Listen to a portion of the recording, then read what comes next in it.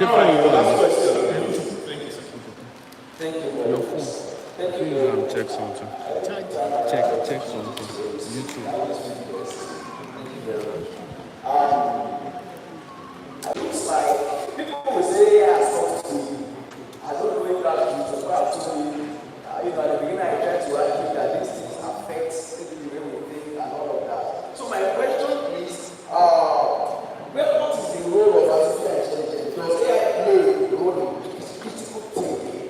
Because most of the time now, people just put the prompts and they come out with many things and they work with it just like that. Or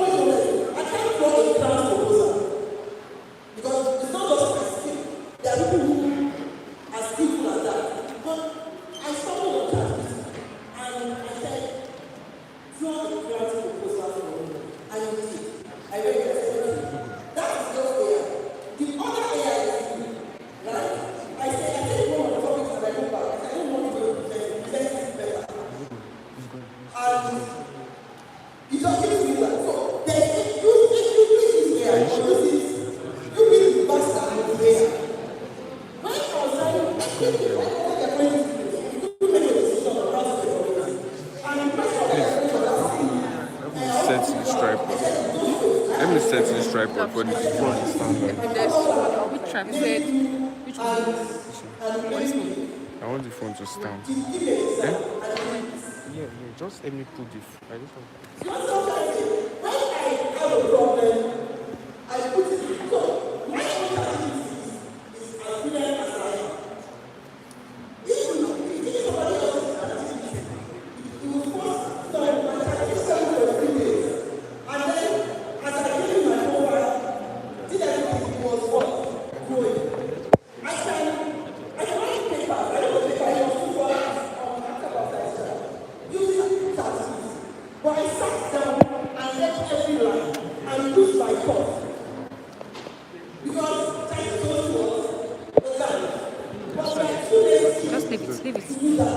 like 2 days, another time in 1 hour. I will take 4 days to make my paper. Because there are people who know how, there are people who know how to do it. When I come here, they come and say, it's how your mind is sick. Because I can't talk to the people that was not my mind. My mind is not the same. What is your problem? You understand? So, it's here on what I'm using this. For years before God was, we are God was. And when to God check it on was phone. they started to limit how we use it. If you send a paper, I sent a paper that was not AI related. I said it was 100% AI related. So, you know what I did? I put it in my paper. Into that, I said in my mind. It's not AI related, but it was what? AI related. So I said to ChatGPT in my mind. Press the When button. I said to Check. okay. It's here to say, how will you use it to the best of your ability?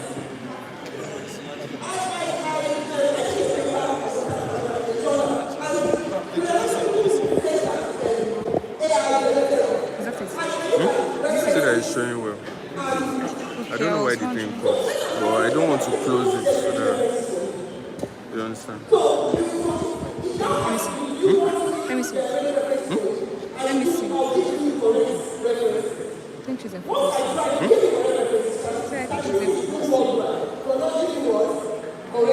It's better.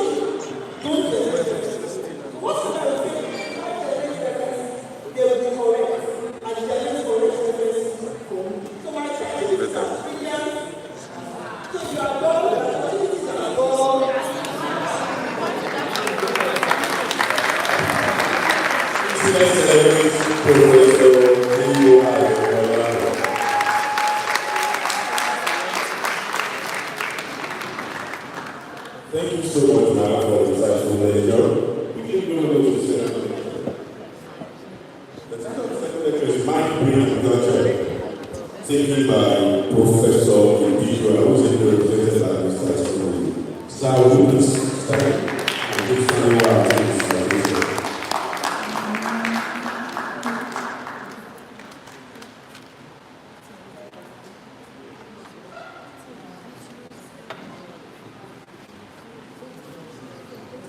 Professor Individual is a distinguished Nigerian philosopher, scholar, and academic administrator. ẹ̀ka yẹn kọ̀ wọ́n lé sórí fóònù mi kò ní stable network Mo ti ṣe nǹkan tó fẹ́. wọ́n ní Ethics and cultural affairs. He's a máa professor of kí ni àwọn philosophy kan and learned lecturer in history and technology. pé kí làwọn kan tó máa fún àwọn I've won organizational latte. Please, pé àwọn kan kan stand tó up. máa sàn I don't need to remind you that Latte is the biggest university in Nigeria, the best in Nigeria. And that's why we are going to be is a former vice chancellor at the University in Ibadan. He's also a fellow of the Nigerian Academy of Medicine. Over the course of his distinguished career, he has held several important academic and administrative positions, and presently he is the Dean of the Faculty of Arts and Social Sciences, Laute. Thank you, sir. His scholarly work is widely recognized for his critical interrogation of fatalistic conceptions of destiny within yoga and theology, emphasizing human agency, responsible freedom, and essential choice. His research also needs broader issues related to African identity, ethics, socio-political development, peace, and national cohesion. Professor Individual is an active voice in academic and national discourse, contributes significantly to intellectual discussions within Nigeria and internationally. Please, we stand here to welcome the Professor Individual, represented by Mr. Bill.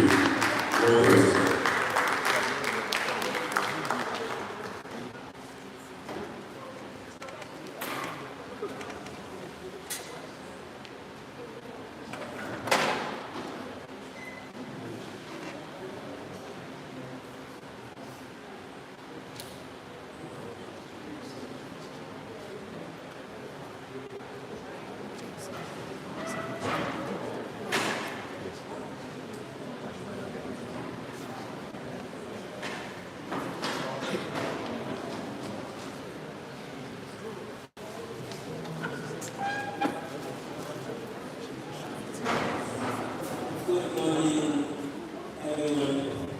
Distinguished professors here present, the organizers and the convener of this Harmattan School, and everyone from across Nigeria and those watching online. Good morning to you all. I was standing for my boss, I said, Professor Dennis Individual. I am a summer graduate of the Department of Philosophy, Language and Popular University of Technology, and also a fellow of the University of Leeds, United Kingdom. I basically major in philosophy of mind and metaphysics. All right. So the topic discussing is mind, brain, and thought. Let me give this. I was watching a Korean movie. So there was this day I watched a very good Korean movie about medical profession. And it was about neuroscience and surgery. So I have my last one is in the medical school at reading back. So since that day I told myself, the area to go to is neurosurgery. That's how I was. They said what I said is when I said, that is what I'm not doing. Because I actually get involved with the discussion there. Alright, so the mind, the brain, sometimes at the end of philosophy, we interchange the mind and the soul together. And so when you want to look at the philosophers, when you talk about the mind, they fix it all with soul. That is when you see scholars like Aristotle, they will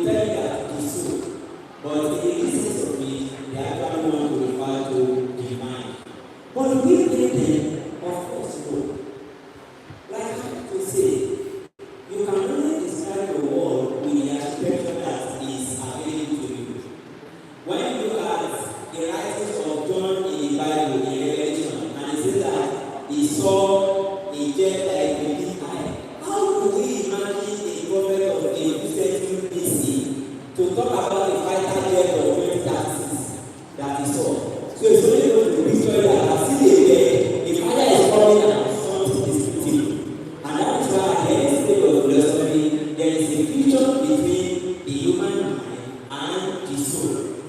But at the advanced stage, there is a dichotomy between the mind, the soul, and the brain.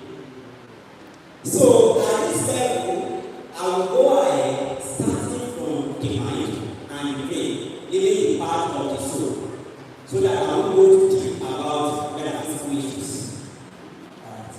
So it's divided into 6 segments. We have the mind, body, brain, and historical perspective, dualism, physical and embodied cognition, the brain as structural and plastic organism, OEG and Kufu as neuroscience foundation, implication for Nigerian neuroscience, towards a unified theory of mind, brain, and culture.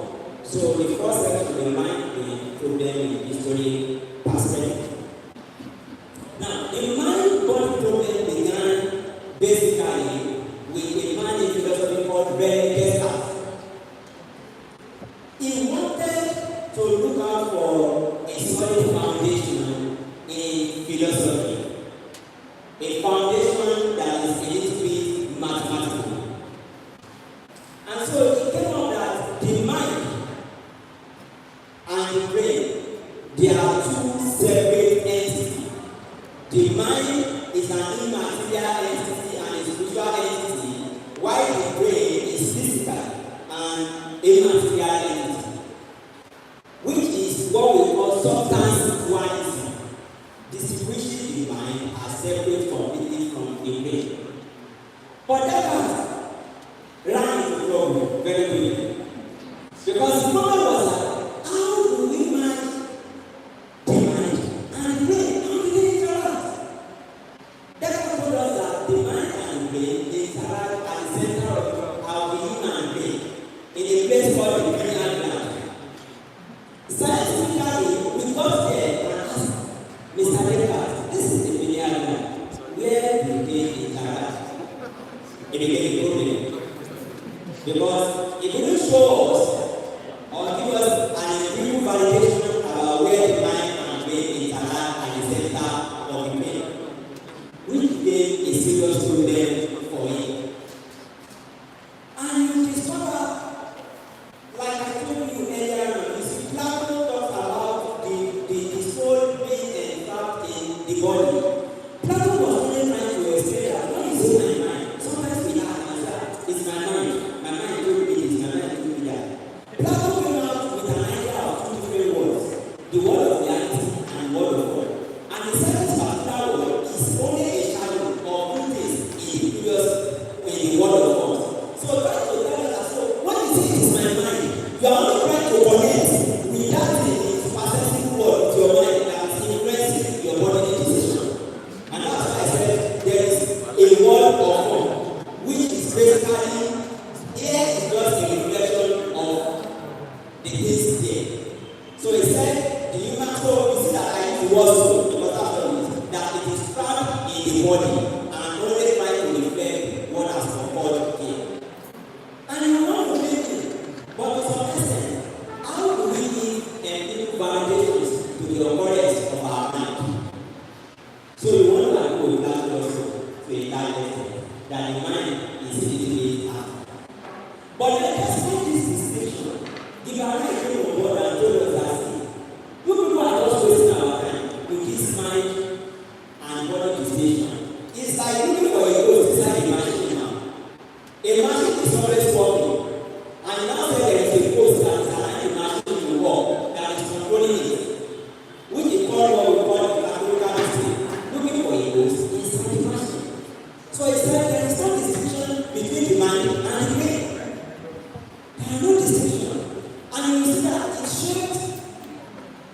future discussion about the mind and body.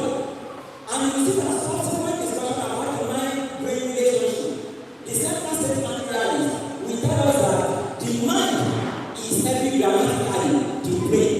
That when we are talking about the activities of the mind, we are simply referring to the brain and nothing more. What is the analysis?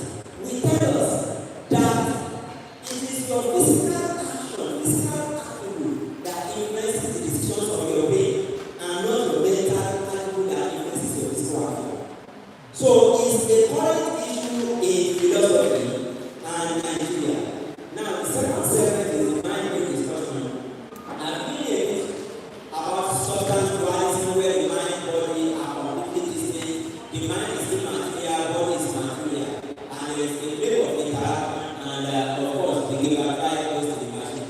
While the other aspect is physicalism and functionalism that states that the mind or the activities of the brain are basically triggered by the body. And that happens to be the two basic divisions. But then, when you look at this, one thing we do as philosophers is that we ask so many questions. A philosopher is not characterized for the problem it is than the solution it provides. We always think problem. We don't look for solutions. But today, as much as possible, I will try to create problems.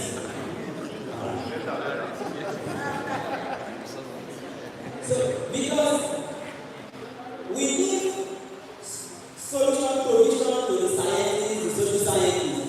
So when you tell us that this is the way, we come and ask you, how are you sure that this is the way? What if you pass this place? How are you sure? We ask you question so that you be able to see a loophole in your solution and go back. Because we see ourselves as the one that prepared new invention. The more we ask, the more you are required to get better solutions to it. So, and that is what we do. But then, as a way of seeing an escape from this debate, is a phenomenological theory that we are using as our framework for this discussion. Phenomenology is a theory in philosophy that says we study this as they appear. Phenomenology, from the word phenomenon, things as they appear. And we want to look at it basically that let us study the brain activity as it appears. Don't let us talk about anything abstract, anything we can see. Let us see the brain basically as having its own function and influencing our decisions, our way of life, and everything. And that is how phenomenology started.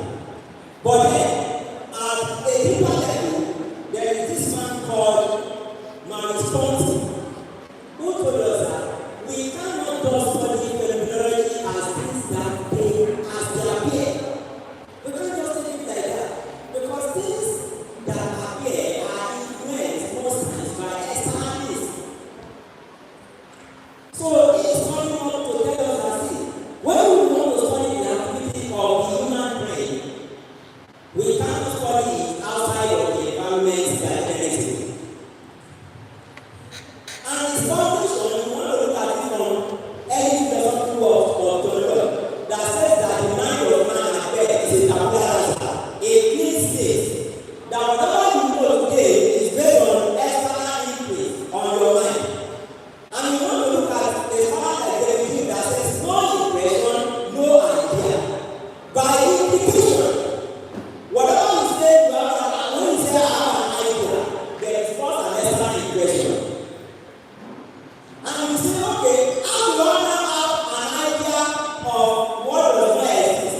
Then you go back to the other people, tell you that we join two simple ideas to make up complex ideas. How do we do it? We say we have what? A fine cause. I've seen an horse before, or else. Then I've seen bird fly.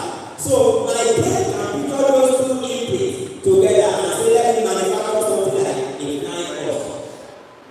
Which means that whatever occurs as an idea in our mind is a reflection of the imprint in our environment. And so we cannot divulge the activities of the human brain, the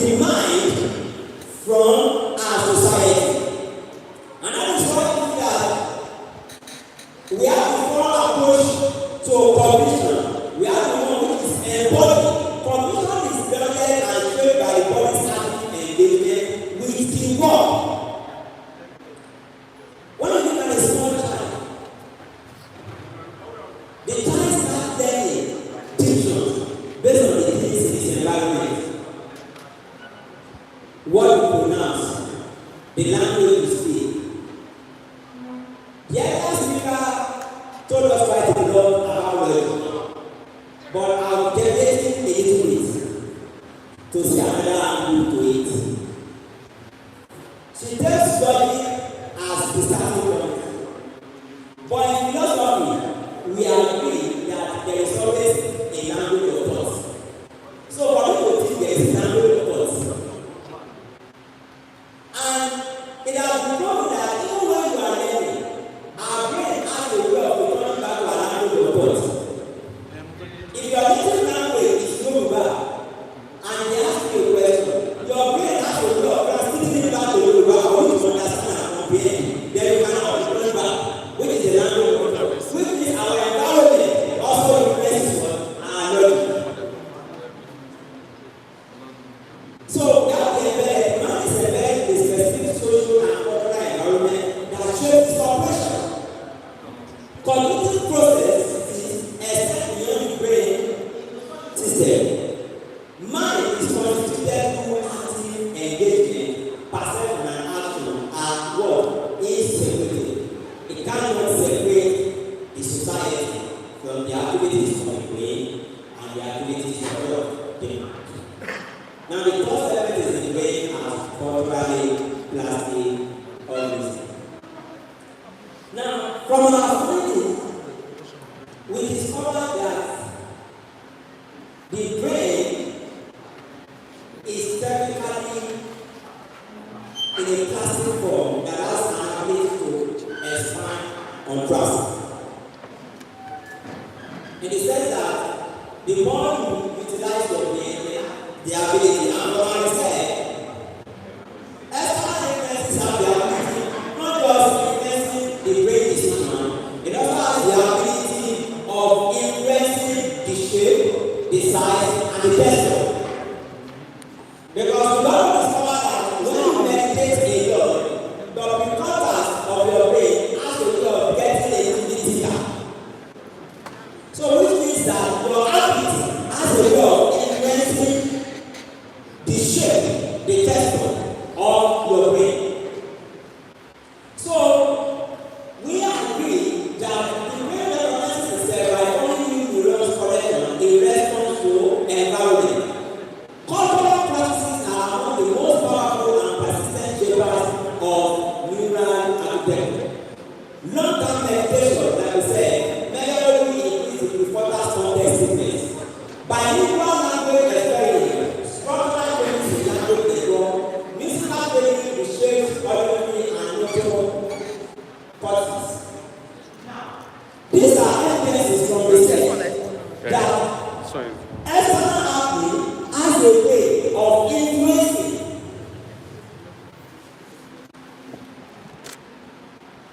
external influences has a way of shaping the human brain, not just the cognitive aspects, but the material aspects.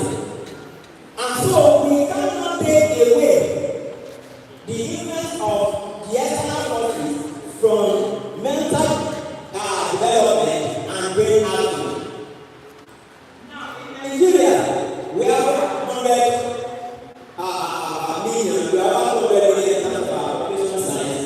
And according to research, 20 to 30% of Nigerians will experience a mental disorder in their lifetime.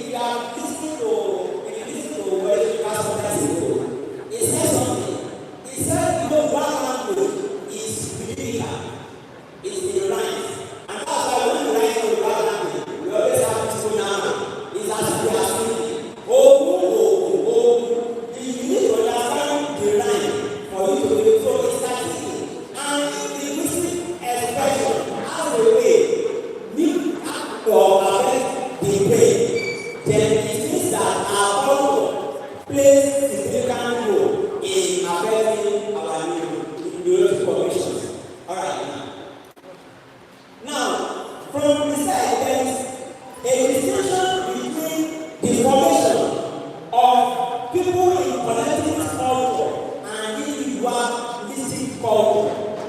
By collectivist culture, generally, we don't want to use communitarian structure because communitarianism has been seen basically as an African body.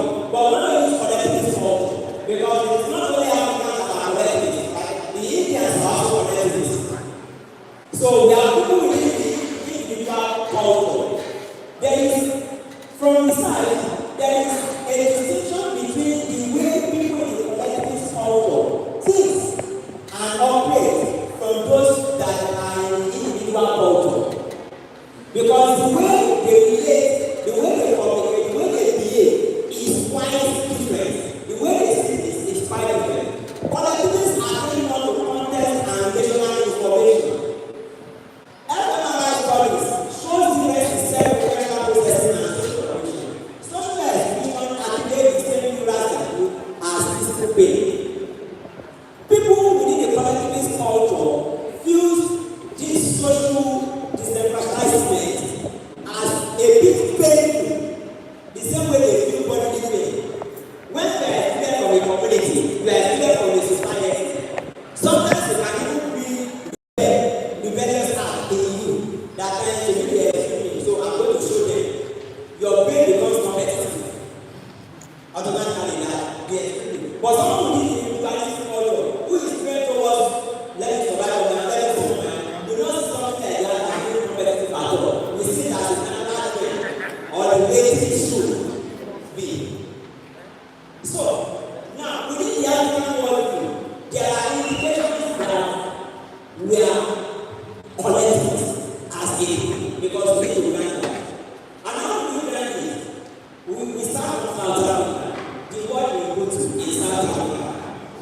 Ubuntu is a South African word that says that I am because you are because I am. That is the meaning. It means that within the African worldview, we are relational beings. We see ourselves through the lens of others, and we see others through what others see. So our neurons are always processing this interdependent relation. And that's why some of you discover that maybe when you want to, okay, my immune system operates from weeks ago. And one of the problems we had was that we wanted to do something very small.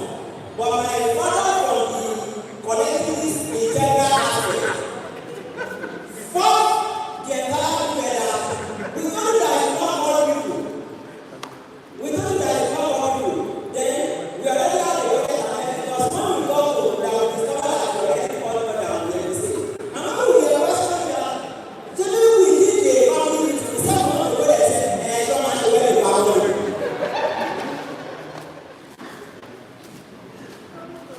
He said, show us the power is. Because that is the way it is. That is the way. So, and I think to try to tell you that you should not do this is like it's going to be difficult. Because all we do was that, all we did that was that time was that he already recovered of us with junior brother. It was a serious issue for him that how would they say he did not fail? Then we told him that okay, over our house, don't worry, we are going to give you access now. He said to me, you want. Because he does not see that we are not a wedding of 10, 15 persons. For him, the knowledge of wedding is to see 250. That is not part of life. So his thinking and everything was quite different. We have a different budget. We did a family, we have a different budget. In fact, by the time we told us that we want to spend on it was more than we are going to spend with budget on that. So it became a problem. So, and it is what? Relational to them. They will make sure that they fix everything within that relational body, which affects their daily process. Right. The Yoruba will say, "Ènìyàn ni aṣọ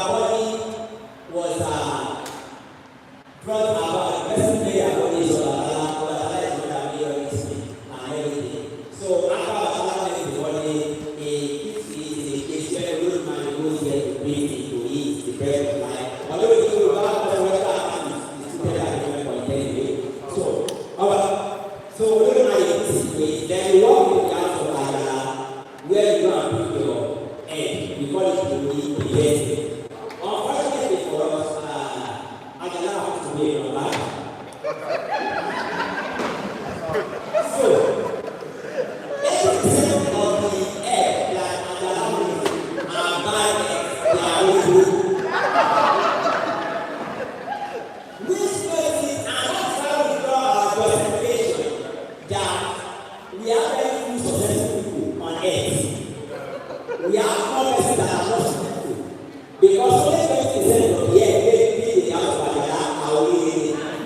So we can explain why we have unfortunate persons. So after they pick their head in the house of Agada, they go to Holy on where already are expressed and everything that we become in yearly. You say, I'm going to become this, I'm going to become that, I'm going to do this, I'm going to manage this kind of person. This is the kind of school I'm going to go, and everything. And after that preparation, it becomes sick. And according to the difference to the bar, some will tell you that we thought it because he that we fear of forgetfulness. Why should we tell you that because a river, called the river of forgetfulness, go to a valley, and from there we are getting better. And this is an explanation to why you do not remember anything that existed before you were given birth. Now, it is not just founded in Yoruba, it is founded in Greek philosophy. Because Socrates said that knowledge is feminism. That whatever you need before your soul was placed here, and when they are teaching you, they are always trying to bring you to remember. So the Yoruba philosophy organization of that. So we are waiting to make it clear. And so that's why when something is wrong with Yoruba world, they will tell you to consult Orumila. Why do you consult Orumila? Because it was Orumila that was present at the point of the declaration of all we have. So Orumila will say, this boy said that you are going to go to this boy is now nonsense, he's going here. The only thing to do is to return him back to his body if he ever gets it right. And so we believe that things like this are a way of influencing our behavior. For instance, if they say that you will become a king, and they say your destiny, you carry the destiny of a king, it has a way of influencing how you are subconsciously. I say, I want to do my yoga. You might not be able to take some things too serious. And sometimes you might start working along that line. Normally, maybe if they are not informed you will not pay attention to balance issues. But now, since they have informed you that your destiny is to become a king, you will start finding out about issues affecting how you are and how you behave. So, that metaphysical aspect has a way of affecting how we think. The Igbo believe in the future be your destiny. That's why we do that the Yoruba and the Igbo. So we used to contest Yoruba and Igbo. I'm giving that of the Yoruba, and I think it is funded also within the paper mythology. So we believe that some of these metaphysical happenings has a way of influencing our decisions, how we act.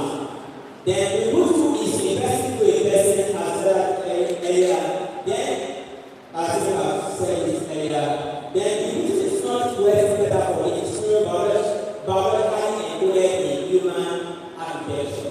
What we mean that the relational person of the African person affects our biology, affects our brain, affects our mind, affects our being.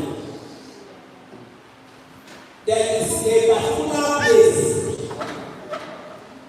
Okay, when I was going for wedding from this school, one of my dad said, Toby, because our state is going to have a little bit of value of discharge. So, now that one said, you are going to not about percent there, not the video, not the what is it? Is thinking that be careful how you act. Do you know that it's also a way of influencing my behavior? Because when I get an environment, even nobody will come here. Do you know it's possible that I want some medical ailment and I'm sick and sweating and thinking that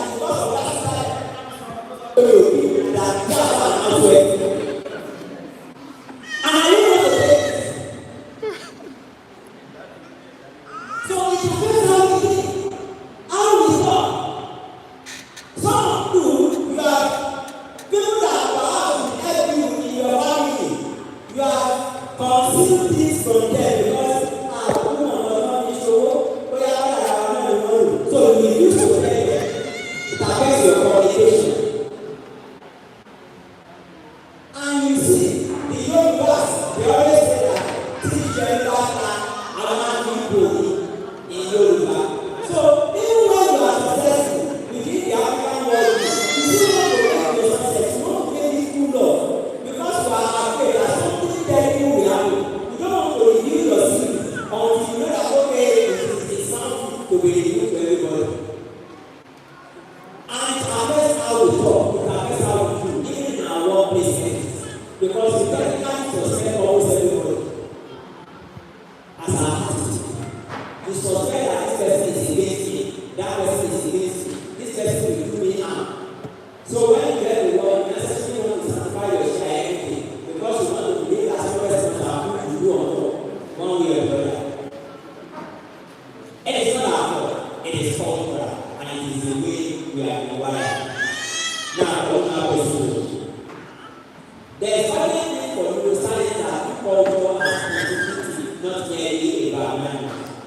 We must look from the aspect of just analyzing brain issue to look at how we can begin to envision them from the cultural perspective.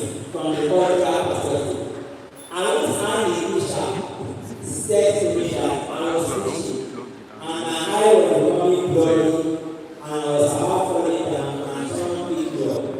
Because of the way our culture is, everybody here thought that the attack is spiritual attack. But it came out and said, no, that attack, oh, you party. If you party, we must begin to understand this cultural dynamics to how we examine scientific party in terms of the main body.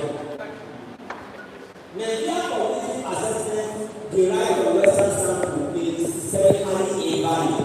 We must start looking out for how our neuroscience research within the cultural perspective. You will discover that if we explain something to students in our native language, they tend to understand better than foreign language because their native language is actually the language of thought. So whatever you are saying to them is still taking the time to translate it back to the language of thought and reconfigure it back to the language of communication. So we want to see how we can build our neuroscience discussion within cultural ambit. Sometimes we treat some persons from acute depression, from several things, not because they are technically sick, but some of them is because people are not around them. People are not around them. And that's why if you discover, if you have aged parents that have lived so well in the village, they will never be happy coming to spend the holiday with you in the city. It will be as if you want to kill them, like you are forcing life out of them. Because they will start speaking nonsense sometimes, and you think as if these people are mad. They are not mad, but the culture that generates them is Jilaro, Kilagbaja. There are distances they walk to every day to go and greet everybody. Motuti Jilaro. But now, you only give them TV to watch. You want to frustrate them. So I had my grandmother there. Whenever she comes, we are always very happy. Why are we happy? Because we know that she will be restless. And all the job we have to do, she will start doing it. And we will now be greeting her. So if we refuse to pick beans, we know that she will go and pick it on our behalf. If she did not find anything to do, she will go and look out at the compound and start looking at leaves that are growing to start cutting. So we are always very happy. That thing has been built inside of her. So, but if you just take her out of that, when it's not too long, you see that she will get depressed. Why? Because you are taking an integral part of her life away. It's like you want to kill her. So also the spiritual attribute should also be taken into consideration. We might not want to believe it, but in philosophy we believe it. People can hypnotize you. People can affect you from the spiritual realm. All right? People can have stroke and it's not biological. It's not biological. It's spiritual. All right? These things are not things that we are you might not want to believe as scientists. But, you know, as a philosopher and a trained metaphysician, we used to enter the places. All right? We've been to Ojubo and everywhere. We've been there as a course of research. So we have to visit it as a trained metaphysician. All right? So I studied enough while I was in secondary school. I also attended Federal Science and Technical College, a career then, a federal school, a boarding house. We were a stubborn set of students. So there was this law that no student must be caught inside of the ceiling. And as boarding house students, It's inside of the ceiling that we used to live. We don't live down, we stay in the ceiling. Because if they are looking out for us, maybe there is a teacher coming, we will climb, enter inside the ceiling. We will now be calling the teacher's name from the ceiling. Of course, he doesn't know who is calling. So, there was the law that any child that is caught inside the ceiling would be rusticated. So, unfortunately, one of my colleagues was caught inside the ceiling and it was identified. I was never caught through, so I was privileged. So, it was caught inside of the ceiling and they said it was to meet the vice principal. As he went to meet the vice principal, I followed him. When I followed him, they already gave him one small powder, one sham, right in my pen. So I ate it for him. So as he was about to enter, he put the sham in his mouth and went to meet the vice principal. He said, "Good afternoon, sir. I am the one that they said I was caught in the ceiling. I just want you to give me a very small portion of land to cut so that I will go. So that I will go." And the vice principal said, "Is that what you want?" He said, "Yes." He said, "Go and call me the PhD teacher." He said, "Ẹwà, ẹ jẹ́ bá mi fọ́mọ ní ilẹ̀ kékeré kan. Kékeré, ẹ jẹ́ kó ṣan fún punishment. Ẹ jẹ́ má ẹ kó pa lára o, ẹ jẹ́ kó ṣan fún punishment yẹ." Now, the vice principal thought he was acting normally, but it was only myself and my friend that knew that he can't ṣe vice principal.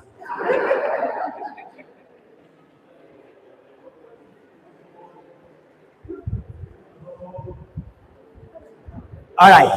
So sometimes when we are carrying out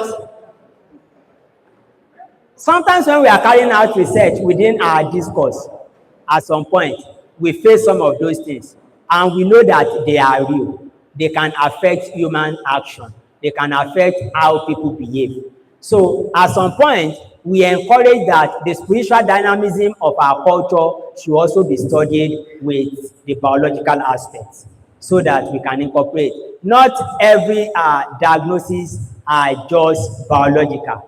Some will have a little bit of metaphysical inclination with it. So as much as possible, we philosophers, we argue that we cannot do away with this. And as I'll be rounding up, we say education and curriculum.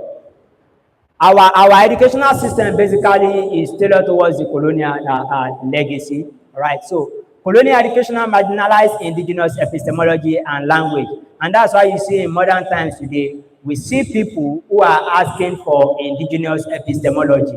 There must be a way through which we do things indigenously so that we can be able to get it. I have a colleague who is working on oweology as a framework of studying culture, that when we look at a people's culture, a people's proverbs, we can be able to understand their culture.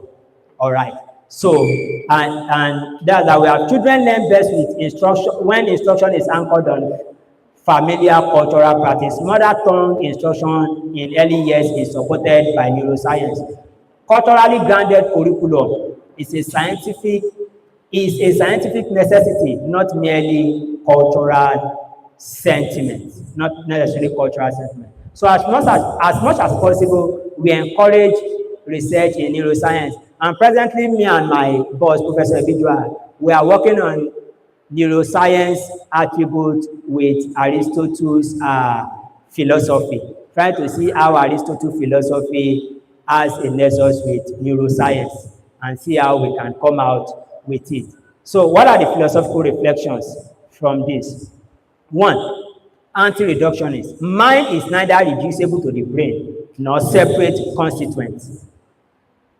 Not separate. Constitutive mutual dependence, not identity, not independent. So we are arguing that the mind and the brain are interdependent. They are interdependent. We agree that the mind is not a physical entity, but then it does exist within humanity, because we believe that what is real is always an offshoot of what we cannot see. Reality most times always comes through from what we cannot see, because there's an inaugural lecture that says even nothing is something. that thing you call nothing is actually what? Something. And that's why we went back that at least God knows his own origin. Even if we say nobody has created him, he knows how he came. Then culturally embedded. Cultural context is constitutive of cognitive, affective, and neural life, not merely an external variable. We cannot treat culture as an external variable. We must treat it, most especially within the collectivist culture, as what? An internal variable. Because people act according to their culture. If it is very much possible, if you see someone, I was watching a clip about this terrorism stuff some years back. A guy is around 15 years old. He was born in Zamfara State at the epicenter of this crisis. He has never known what is peace. He grew up defending himself, always. Do you know that if that kind of child is inside this hall today and a bike pass, the guy can pick up a gun thinking that there is an attack? But because we are not inside, we will not think that same way. So culture affects our cognition and we cannot take it away. All right. So, and that's why sometimes as you grow and you have kids, you have children, you start having what we call divergent view from your children. Why? Because they are now in a different cultural milieu from what you have. And they are trying to tell you that, no, this is how they want to do their thing. Why you are telling them that it is not right in our what? In our culture. And as such, there is a way or pattern of your thinking, there is a way or pattern of your child's thinking, which also affects parent-child relationship. I once asked a question. I asked some children, I said, how many of you do you have your parent as your first confidant? That when something happened to you, it is your father or your mother that is your first confidant that you tell. We have very few kids. Why? Because they believe that their parents are not thinking the same way they are thinking. So they cannot understand them properly. They will rather take their friend. They will rather take their friend as their confidant. They will rather take one brother or one sister outside who understand as their confidant. Why? What has happened is this cultural deficiency that allows the coming generation not to see their parents as what? Their confidant. So it affects. Then relationality based. Selfhood and mind are achievement of social interaction, not property of isolated person. In Africa, we are not always isolated. We want people to be there. Then practical oriented guides better research practice, cultural sensitive clinical care, and philosophically grounded educational policy. When we have it within our educational policy, some persons will heal up better in the hospital if they have people around them, people to talk to. They will heal up faster because they will feel more confident. So we are trying to say have this cultural setting around all these things. Then, what is it like to be a Yoruba child navigating family obligations, spiritual practice, and modern schooling? What is it like to be an Igbo elder whose cognitive worldview is organized around Shi and Muno? This question points to the irreducible cultural character of experience that any adequate theory of mind must take seriously. Mental illness to a very radical church-going person is first spiritual than biological. That person might deteriorate for long if you are not careful in trying to educate that person that the medical aspect does not contradict his religious beliefs. Are you getting my point? So we must be able to see how we can bridge that gap, understand people's cultural perspective so that you can be able to prescribe effectively for them. So the conclusion, the human brain is not context neutral. It is shaped by culture across every time scale. African philosophical tradition, Orichi to provide profound foundation for culturally sensitive neuroscience. Nigerian over 200 million population, 350 ethnic group, and rich multilingual makes it an extraordinary site for this research. You can work so well in it. We have different languages in Nigeria, and we've been able to establish that learning of language has a way of affecting the pre-context and has a way of making the brain work more efficiently. Philosophy is not peripheral to neuroscience. It is a critical conscience and conceptual foundation. Nigeria is not only capable of leading this world, the world cannot afford to do without us. On behalf of my principal, Professor Son Evidua, I believe I have not bored you too much. Thank you very much.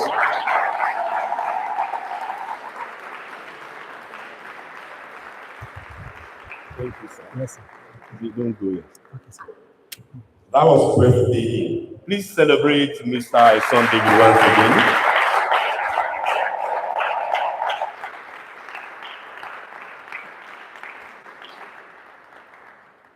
Well, he has the power to determine if I'm a man or a woman. Who am I? I don't know. He says he doesn't know, but I know whatever he says. Anyways, do we have questions? What did he say? All right, let's take some questions, please, before we go to the next lecture.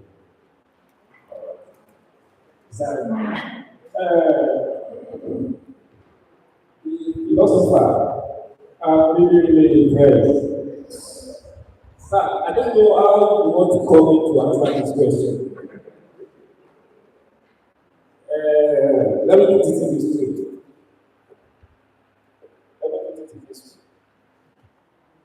Now, when you are listening about the mind, the way and the culture, I think those are the three things we discussed. So eventually you are trying to tell us that the mind is inside the brain, if I get it right. Without the mind, there's no way you can have the brain. But I'm not denying you also explain, but something comes to the mind which I can do, but that is why I want to have the question. Now, if we look at how the culture, environment affects the mind and the brain, we could conclude that eventually that all this is based on the nature.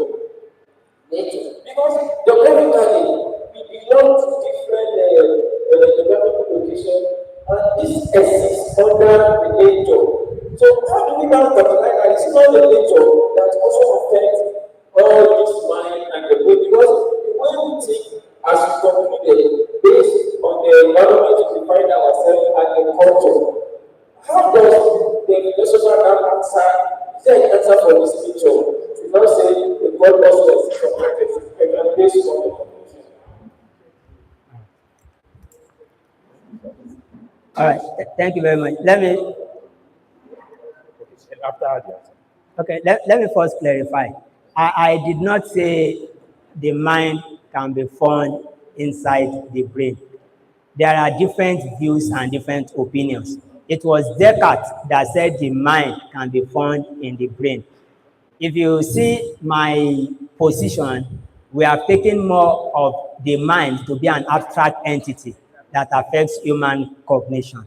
All right, so that is the position that I'm standing with, not with that of Descartes. All right, so when you say nature, by nature, as a philosopher, I will love clarity also. What do we mean by nature? Do we mean the environment or human nature? Which one? Environment is nature, human is nature. So which one are you referring to? The environment or human?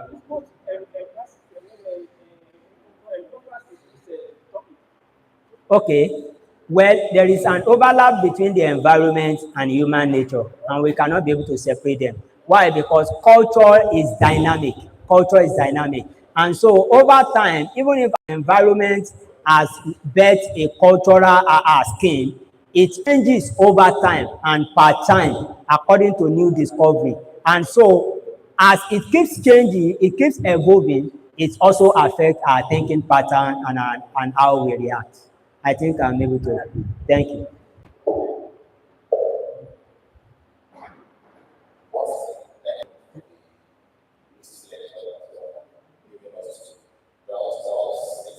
Thank you, sir.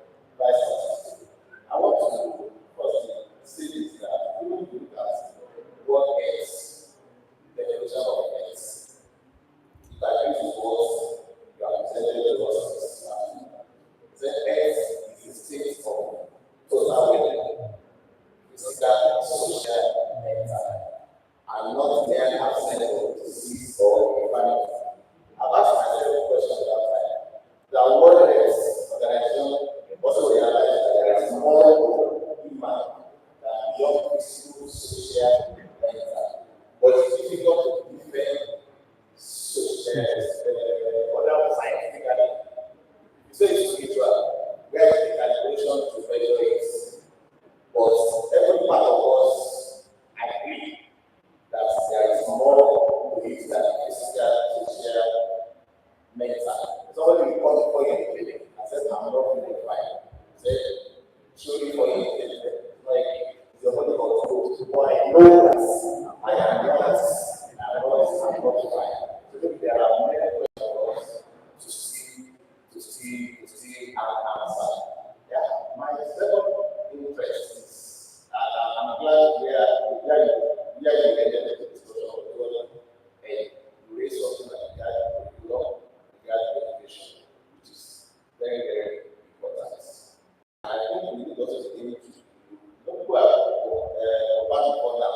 So if you are taught in our mother language, maybe we do better than we do now. I want to know from your experience. Does age also matter in the way our mind, at what age does it matter? That we are 2 year old, 3 year old, 4 year old. At what particular age will I begin to see how his mind develop? Does the age play? Our language is a problem that I need to see. Does it have a way modify or everybody that what is the relation?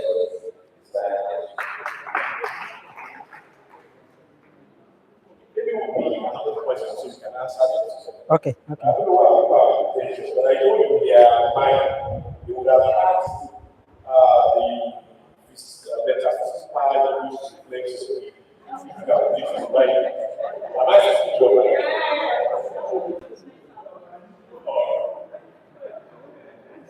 Two questions.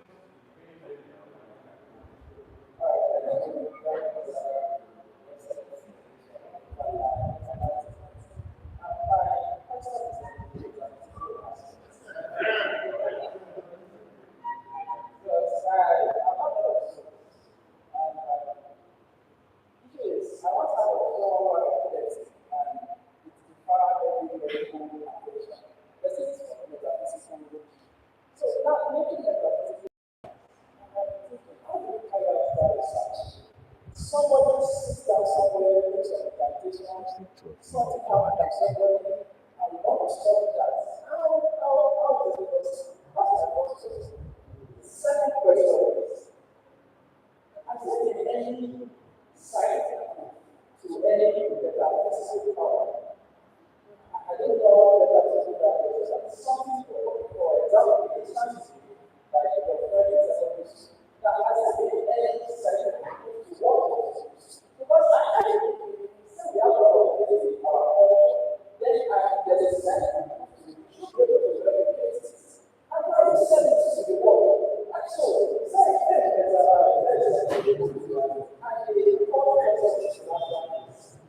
this metaphysics is actually because I expect that something metaphysics are not take them out. This actually really is maybe that shows that what I want to see metaphysics how metaphysics. Okay. Now that then we just take one question.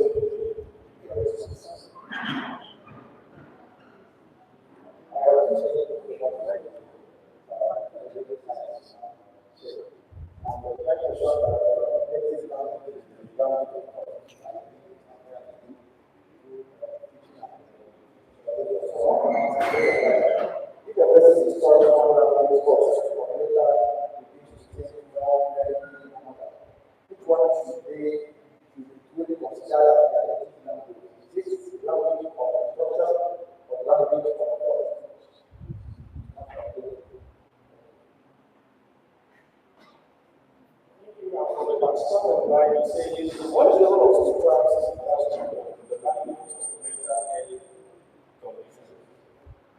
Spirituality. the role of spirituality?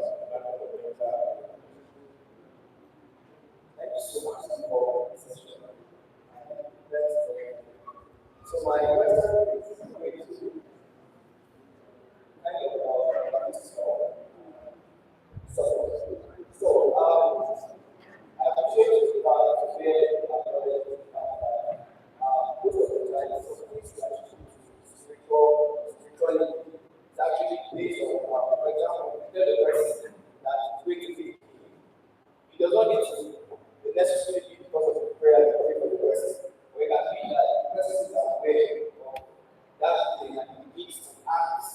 that way, and there's a chance that the person can become that. I do that scientifically also in neuroscience. So now, my question, my issue with philosophy is that philosophy is largely theoretical and it tries to give answers to everything. It's quite theoretical and it attempts to give answers to everything.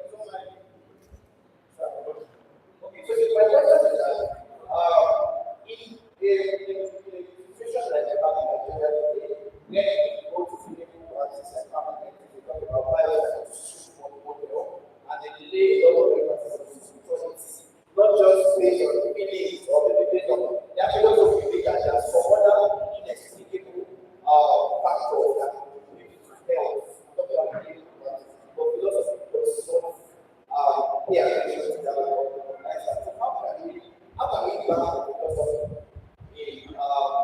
in trying to bring solutions to healthcare problems like mental health and some of that things that we need. So how can philosophy help us and how can we put them together? The abstract things that I don't know if you get the question there and then what philosophy can explain.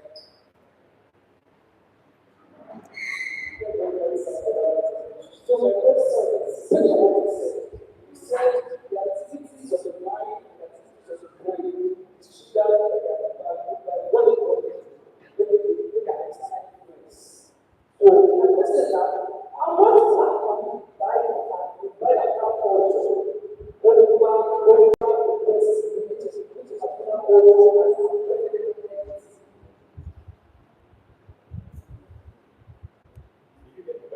Yes, sir. Thank you for the questions. All right. Thank you very much. I want to take the spirit of my boss, Professor Evidua, not to be scared with these questions. But I will not be scared because I'm not in the midst of philosophers. Because if I'm in the midst of philosophers, I have just one answer to it, to all the questions. And the simple answer is, Socrates said, all I know is I know nothing, and I will live. But I will try as much as possible to try and provide some. Okay. The question about age. On the question about the age of mind development, I do not want to see age in terms of number. I want to see it in terms of exposure. A 2-year-old can have more mental development than a 7-year-old. It depends on the exposure. I began my teaching career at Augustine University in Ilara. And you know, it's a private university. So one of the things I learned earlier in my life is to be very careful before I talk in class. Because some of the things you are reading inside of the book and you claim to know, some of those guys have visited those places. You know, if you are teaching geography to someone who has visited the place and you are trying to explain from what someone wrote in the book, you say, no sir, it's not that place, I've been there, it's this corner. So what has happened is the level of exposure. So about mind development, I don't want to see it as from the age bracket, but the level of exposure and development that you are open up to. So that's that for that. Then the second question, how we think, okay, the second, how we link metaphysics to neuroscience. How we link metaphysics to neuroscience? Well, you see, the problem with science is that science basically look out for empirical proofs, empirical validations that we have to give. But then, in philosophy, and I'll use that to answer also the third question, because I think the third question is quite similar. Yeah, the third question is quite similar. Metaphysics with science. You see, some persons, the Vienna circle at some point believes that whatever we claim is must be empirically verified. And if it is not empirically verified, then we cannot take it as what is true. But then, existing research has shown that some things are and not, they cannot be empirically verified. If you are dissuading them, then we'll be going into fallacy. That the fact that I do not know does not mean it does not exist. Argumentium ad ignorantium, fallacy of ignorance.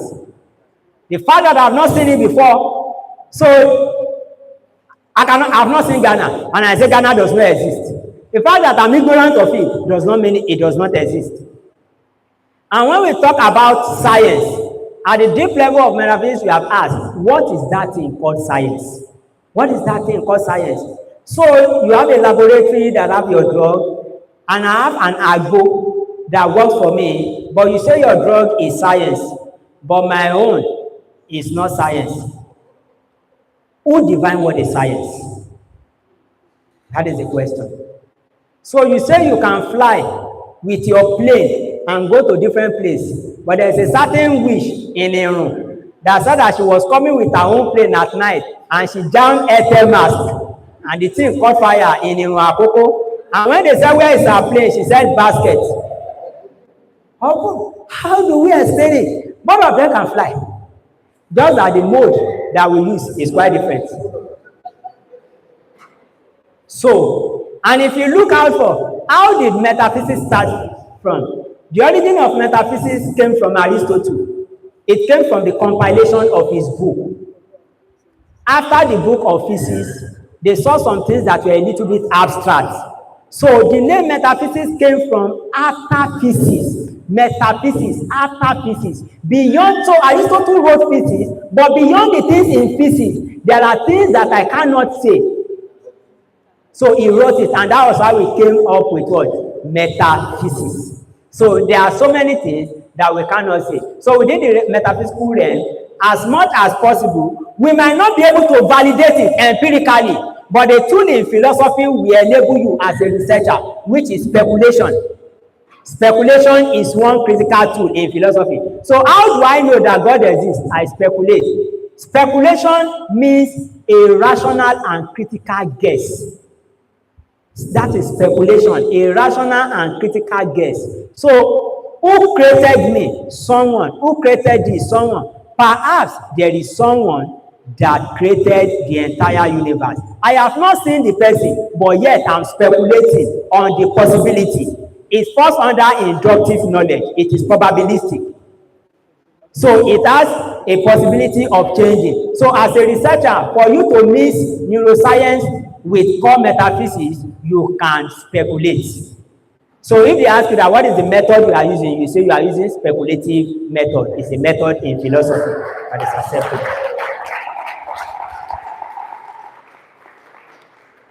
All right, so about contradictions in metaphysics and why are our metaphysicians in the issue of kidnapping and everything? Why have they not come out?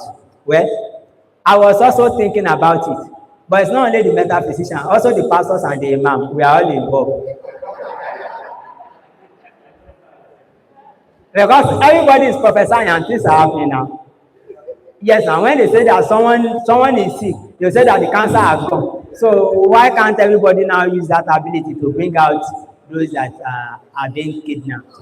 All right. So, but then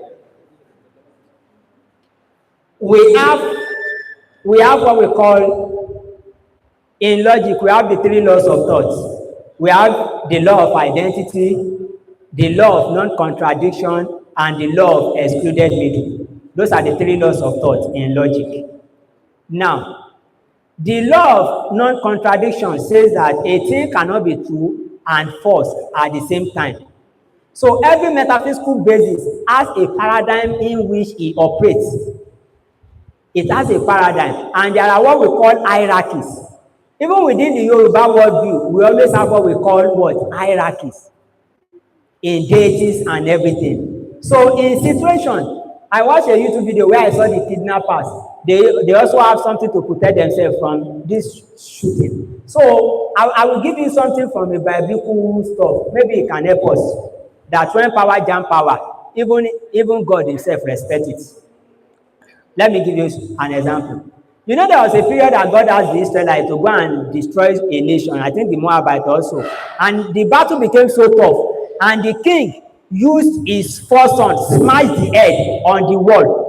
And as soon as he smashed the head of the first son on the wall, the Bible said the indignation of God turned away from those nations and turned to the Israelites. And they had to seize the war. What is it? The law of blood has been spilled for that cause. So it depends on the metaphysical law that you are consulting. If you consult an higher metaphysical law, it will answer. So what we can tell our people is consult higher metaphysical law than those ones are using. They are also protecting themselves with metaphysics. If you consult something higher, they will be able to enter into the forest.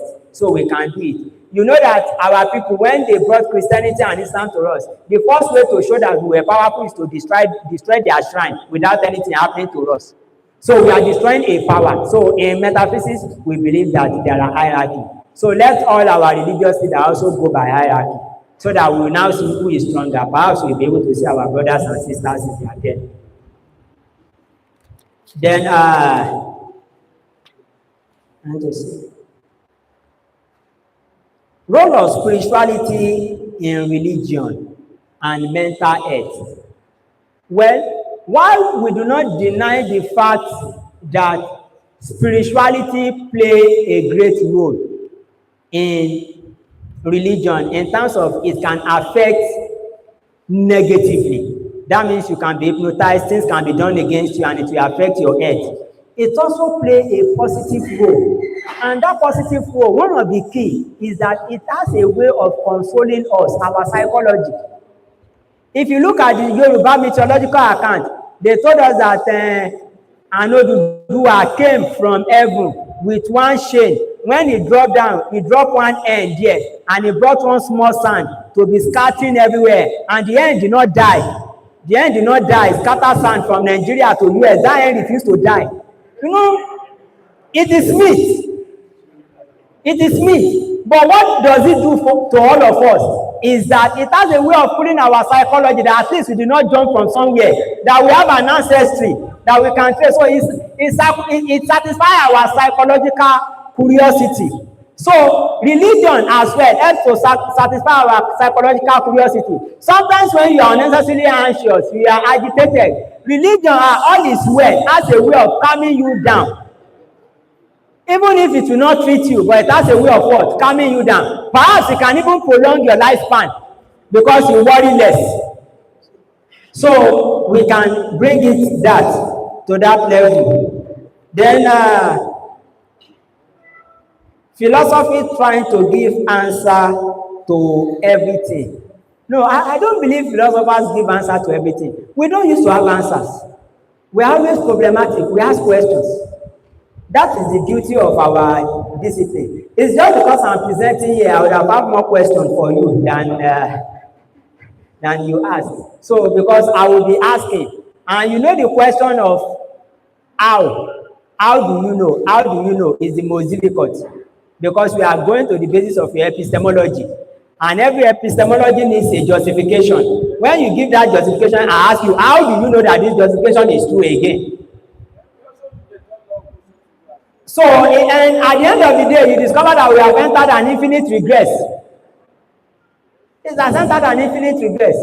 So, we don't provide solutions to everything, but rather, this is what we do in philosophy. We ask questions, because for every problem you have today, there were once a solution. It is because people have been able to challenge it. That is why they are now problem. So aircraft was once a solution to transport system.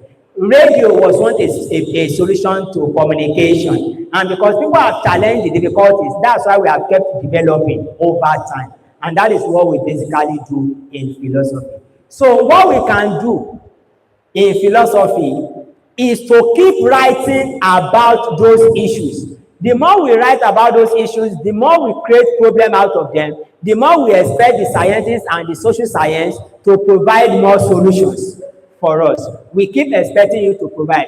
I have one of my project students who is writing on pediatric euthanasia. Pediatric euthanasia. Euthanasia is called mercy killing. Mercy killing. We have looked so well about mercy killing, so well about adults. But what stem that is, you look at a child who is deficient mentally, physically, and the parents said, mi ò fẹ́ kọ́ mi ò èmi ò lè kọ́ ọmọ mi o, and you look at that child after 15-20 years, the child is even useless to himself, to the family and everything, and yet you keep the child. Are you not causing the child more pain? Why not at day 2, day 3, why not just let the child go jejely and end the life? Is it not more merciful than to keep the child? That we bank on miracle. What if miracle never happens? So we are working on what? Pediatric euthanasia. That how can we have euthanasia for small babies? So medically, when we see that the baby is deformed and everything, is it not advisable for us to just recommend euthanasia? Let's just let the baby go peacefully instead of that. And there are ways you can have pediatric euthanasia in a passive way that you will not, like you can just stab the baby to death. All you just need to is to lock the baby in a room and leave there. You just stab the baby to death. Yes, we want to be more emotional, but is it as difficult as carrying the baby the child to do everything all the days of his life? So which one weighs more responsibility on us? So we look at it. So as we keep writing those theories, we keep asking those questions, we see way out from it. So we are theoretical, but yet we ask applied questions. I also have one of my students that is writing on the existentialism of procreation.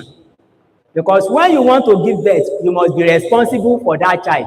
If you are not responsible for it, then you should not give birth. So we use philosophical theories to back it up in existentialism of Heidegger, just to justify it. So we are writing something, pediatrism is within the medical line, but we are using ethics to examine that what condition should it be. And I know that, and that is what we do in philosophy. I know that you've heard about just war. One of my students down there is writing on towards a just terrorism. We have had terrorism. Can we have a just terrorism? What are the criteria of having a just terrorism? Because when we see people that are agitating based on dissent every day, they are agitating. The government necessarily, once they are agitating too much, the government necessarily want to tag them terrorists. That these people are terrorists. Can we have a just terrorism? Terrorists that will not attack common men, but we attack government personnel that they are dealing with. Can it be just? So we are looking at it. So then that is that. Then can we have the last question, please? The last question. Okay, please, can I have the last question again? I think I didn't get that properly. I just want to, yes. Can I get it properly again, sir? Okay, acculturation. Okay. Okay, after it has affected the person negatively. It's not a day process, it's a gradual process. All right? As a philosopher, the first thing we teach ourselves is the first thing you change about a child is to change the belief system of the child. You need to allow that person to understand first that culture has affected him negatively. Because if I pick a child now and I'm beating the child for stealing, if the child does not believe that stealing is bad, the child will keep rebelling and thinking that I am doing injustice to him. So the first thing is to let that person understand that culture has affected negatively. Then take the person for what we call medical rehabilitation. Thank you very much.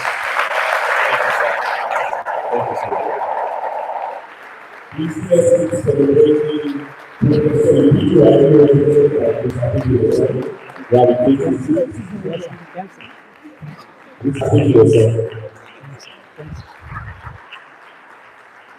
I want to put my phone that does it not say so? It says and feel so. All right, we have this much time. We want to go to the last speaker of the day, Dr. Adekunle Adebayo. Sir, will you please rise and read something for the take your side? You are very unassuming, sir. I'm not beneath. I was quickly enriched. Going down Keep clapping. mine,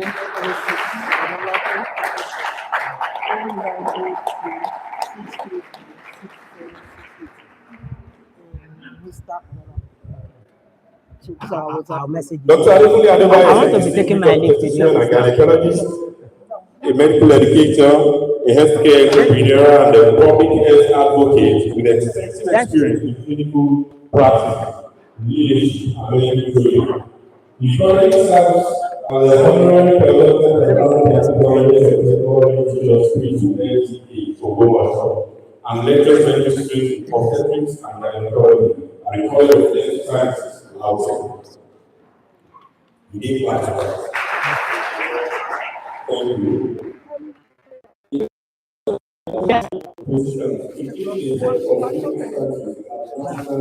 Where's my laptop?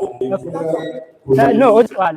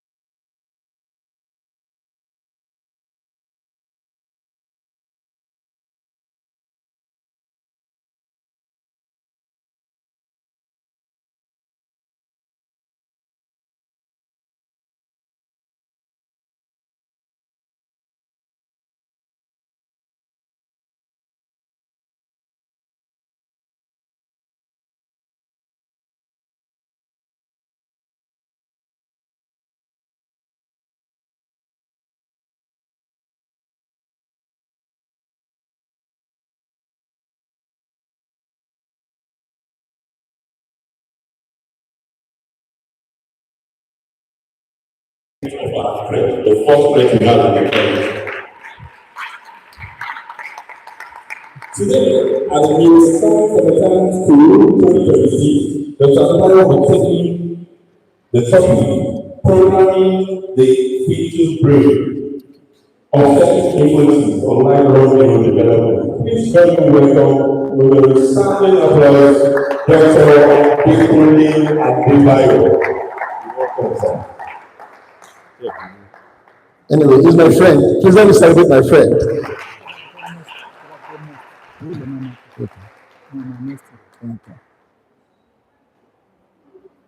So, I'm a little pressed for time too, but I'm not sure I have much options to do this now. I want to, first off, say thank you to my teachers. Please let me celebrate Professor and Professor Mrs. Onolapo. When I was asked to do this, of course, I usually say yes to anything I have interest in.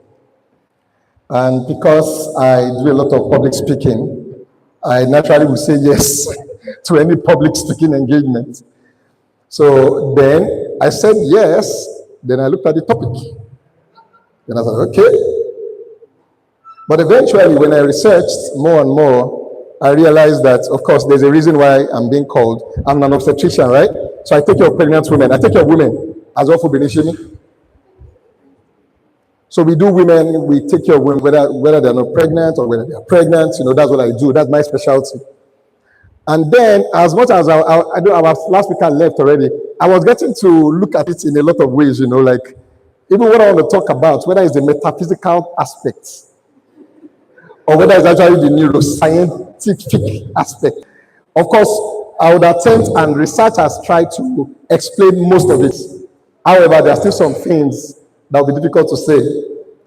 So one of the reasons why I say I should celebrate Professor and Professor Mr. Onolapo is that, you know, sometimes I wonder how they, you know, that we hope you know that there are scholars that have gotten awards over and over.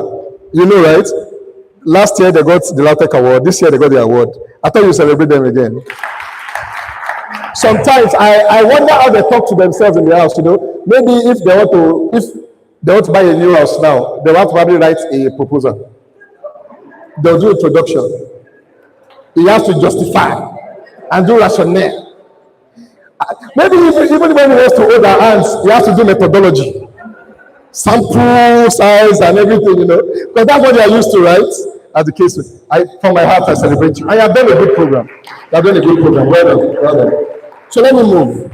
So one of the things I will do, I may have to rush a little, and I'm sure you will like that. You have been sitting for a long time, and is to tell you that, you know, my friend is here. I like to celebrate my friend too, Dr. Alabi, consultant pediatrician, my friend from way back. Celebrate him, please. I don't know who else is here that I have to. I say hello to everybody, please. And Josh, I greet you, and the other people too. All right. So, let me ask you, I think it was Dr. Alabi that asked the question about when exactly does the mind shapen? 2 years, 1 year. So one of the things I came to tell you is that the minds of the offspring is already shapened in the womb. This is scientifically, you know, it has already been proven. And so when I was, apart from the miracle of conception, you know, where, you know, the man and the woman mates and there's millions of sperm come out, and then everybody is in this race to know who's going to do the first, who's going to be number one. And eventually one comes to meet the egg and, you know, penetrates the zona pellucida and then forms a baby. Apart from that miracle, it goes on to tell us that there are certain things that happen when after that conception has actually happened. So it dates back to even before pregnancy. From the time you are toasting your baby, you know, or you are accepting, I don't know, they say women also toast men too now, right? Whereas you know that what becomes your mental capacity or your neurodevelopmental capacity is a mixture of three things. Your genetics. So you take 50% from the man, and you take 50% from the woman. Then one of the things I've come to tell you is the concept of epigenetics, how environment and behavior now modifies the gene to now express themselves in certain ways that the DNAs don't change. The DNA is the manual. But there are a lot of epigenetic transformation that happens to those DNA, such as expressions. And these things are basically environmental as it affects what we become.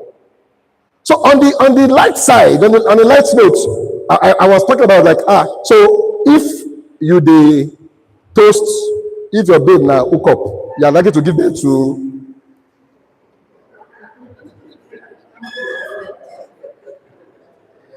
if the person you are going to marry, because you can have an idea. I was talking with my wife yesterday, and my daughter did something, and she was telling me directly that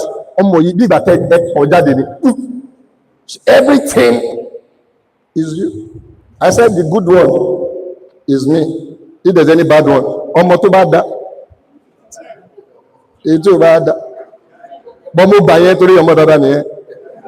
I said that one. So if you are dating or marry a very angry, temperamental person, they are likely to give birth to angry people. I was even joking about it. I said, it is so bad that it's getting to a point where you start thinking about it even before you marry. That it's not just, you don't like what I'm saying, Abby? It's not just the physical look. Your children will look like this person. In behavior, in structure, in everything. Now, it's now worse after you marry that woman and she now gets pregnant, and then some environmental factors now cause problem. And this determines a lot of things about what these people become, as the case may be. And you know, on the other side, which is on a sad note, you start thinking of bandits. You start thinking of these people. You know, they have women too. They have communities. They sleep with people. They give birth to children. So naturally, and this is true, they will also grow in that environment. become like them. That's why we need to nip the thing in the bud. We need to. Because if not, there's proliferation of this, and it will only continue. I pray it will not continue. And when I say to them, at least our hearts are with the kidnapped children, right? I pray God will return them safely by God's grace. And you should say amen to that, right? So if we move on, okay, so let me move on quickly. So okay, this is sorry, let me just tell you, you can follow me. I'm a TikToker, health content creator. I'm a businessman, and I'm collecting money from Facebook, so please join me so that I'll collect money from you, they told already. So I'm not just an academic, I'm also a business person, as the case may be. So let me follow me now, everything happen. Because I not give you money. Okay, so let me move. Now, what are the very important things to note? The womb is usually, so the answer to that, is that is even from the womb, not, we know that you talk about it a lot in pediatrics, the first 5 months, the first 5 years. When you're talking about infant formulas and all this kind of stuff, brain development, there's a lot of growth and all of that. But now we are saying it's from the womb. And it's very critical because when you look at it now, it is an environment-driven programming process, which there's a high rate. And what is peculiar about it is because a woman gets pregnant, and then there's the first 3 months. The peculiarity of the first 3 months. So we put it into trimesters, right? The first 3 months, the next 3 months, and all of that. Making the 9 months, we say, constitutes the term pregnancy. So that first 3 months is the time that a lot of things happen. For example, the neural tube is formed. The neural tube is what eventually becomes the brain and the spinal cord, right? That's everything we have been talking about, right? Even neural progenitor cells are produced. The brain patterning, what the brain got to pattern, is in the first pattern after, is in the first 3 months. It's also in those first 3 months that almost all illnesses that I will still talk about, almost all problems, if they attend those first 3 months, the person still comes out. No, because I've thought about this. Why would we have politicians that are very greedy and don't have human feelings? It's possible their first 3 months had problem. It's true. Because you will grow those days that they'll say there's some money inside tank. They put cash inside. You have monies that your next. When people in other clients are saying that the money I have, I'm not even going to give my child. The child should go and look for his own money. Are you following what I'm saying? And we have that kind of mindset. Maybe we'll talk about culture and those other things too that I'm talking about, as the case may be. So that's the peculiarity of the first 3 months, where we say, and what it helps us to think about is, and if you notice, most of the time, for you to know where the problem starts about neural development, typical and atypical brain development, is that 60% of the pregnancies we have in Africa are unwanted. 60%. Only 40%, 30 to 40% are wanted.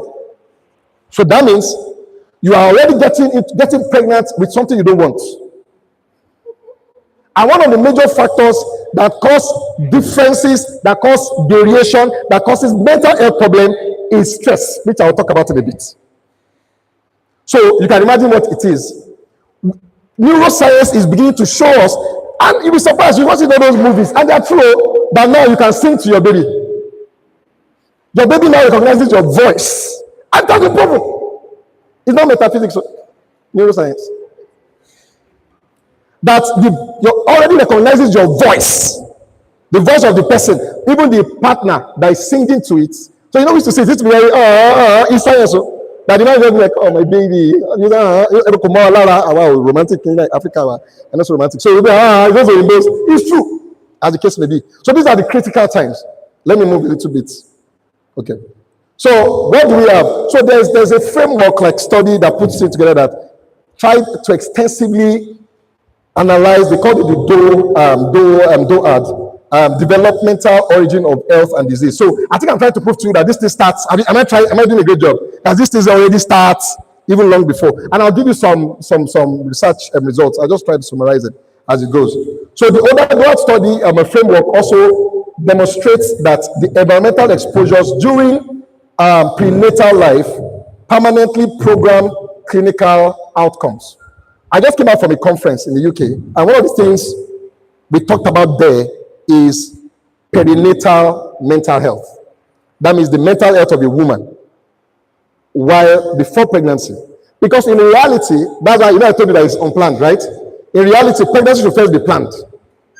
I want to get pregnant. Then I get pregnant, right? Not I'm getting married because I got pregnant. You know, that is, but I think that doesn't even work so much these days. If you get pregnant, you know, like you don't, you don't say, I say, you must marry. You are pregnant. We first do DNA self. That's when they'll start telling you that, am I even sure I'm the only one that is even doing it in the first place, as the case may be. Okay? So the framework talks about that. And so when the fetus experiences intra, so let me just move to the next slide now. So there are 4 or 5 things that are core. I can see it there. Evidence-based. Nutrition. What's the second one? What's the third one? What's the fourth one? Toxins. It has been proven that all these 4 things, plus others, determine a lot what the neural development of a baby becomes, even when it becomes an offspring. And I'll try to explain some of this to you. Let me just go to the nutrition. Let me move. So, intrauterine health is heavily mapped by maternal metabolic status. Let me pick one. So, in nutrition, we have overnutrition, right? Which we want to call maybe obesity and all that, or maybe when your BMI is more than a certain level, maybe 30 and all of that. And then would have undernutrition. In fact, in the days of those wars that we have had in the past, civil war and all of that, when people were grossly undernourished, studies show that after some time, most of them have to 3 to 4 times increased risk of ADHD, schizophrenia, and autism. Just because the mother did not eat well when she was pregnant. It's very funny because they now found that if the undernutrition is more profound in the first trimester, you understand? They have more autism and attention, ADHD. You know what ADHD means, right? And ADHD. If the undernutrition happens more towards the last trimester, you have more mood disorders. I don't know if you know what I'm saying, evidence-based, okay? As case may be. Now, beyond the undernutrition, overnutrition or obesity, as it is, has also been linked with increased risk of all those personality disorders and all those other things, as the case may be. In fact, it is even found that certain diets, some of them you already know. For example, folic acid. We know that already. That if you don't have enough folic acid in your system, you already have possibility of having neural tube defects. We told you what you already know what neural tube is, right? And that's how you make people that grow up, you now see them, they have spinal bifidus and all of that, as the case may be. That one is quite common. In fact, many times you have anybody that has congenital anomaly, and you are preparing for another pregnancy, what we usually do is to say, let the person start taking folic acid, as one of those things. But beyond folic acid, general nutrition, if it's too much, is a problem. Omega-3 too is something like a fatty acid, iron, iodine, choline. In fact, choline, maybe in the next slide, has been found that if you don't have so much choline, you're going to have less brain function and less short-term memory. You can say how something as little as micronutrients, as the case may be, or whatever it is, you think how small those things can be. So undernutrition, overnutrition, so when we joke about it and we say, when you are pregnant, try your best to eat well and all of that, you can see how important this can be. Okay? Now, another one, this will stand to reason, right? Say stress. And stress. In fact, generally, if you want to say what does stress mean, colloquially, stress just means maybe an individual and an environment, and the ability of the individual to cope with what the environment is giving the individual, or maybe it doesn't have resources to cope. That's what stress is. So what happens is that when there is stress, and I'll explain what I mean by stress. When there is stress, what happens is that the mind of the brain, the neurons of the child in utero tries to start adapting. And in adapting, it begins to give some things that will come, you come out later and find out that this baby has gone through this particular thing, and you start seeing patterns in that baby. I'll explain further on this. Now, look at this, what I wrote there.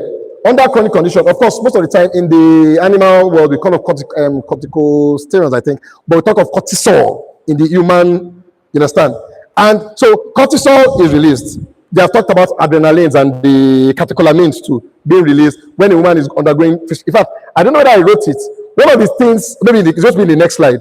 We notice that. So if a woman is going to be in the next slide, that they found that a woman that loses a close relative in pregnancy, while pregnant, the offspring has 2 to 3 times possibility of having schizophrenia. I'm telling you, evidence-based. It's a Danish study. That was thousands of people that was done. I'll show you the next slide now. Okay? And what happens is that the cortisol also goes down and alters the HPA, the hypopituitary pituitary adrenal axis to also start secreting those forms of this thing. And this thing is called, I started by telling you what happens. This is the basics, and my guys will probably understand that more. Is that, like I said, we talk about epigenetics, environment on your genetics. They have talked about DNA methylation, talked about some histone proteins that are produced as additional things to the basic DNA, and even some RNA expressions that just changes what your the information you got from your father and your mother, and then the environment in itself begins to structure and rearrange what you become, as the case may be.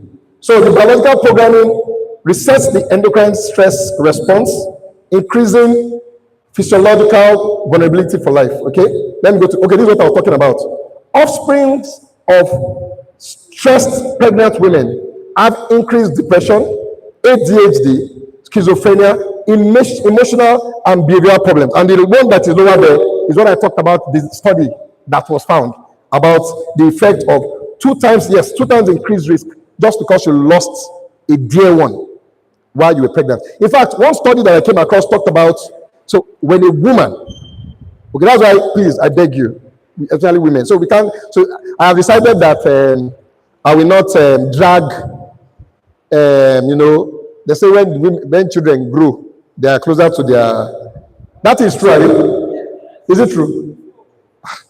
No, I'm trying. I mean, my daughter were close, so she will still 100%. So maybe confirmed. It's not of epigenetics.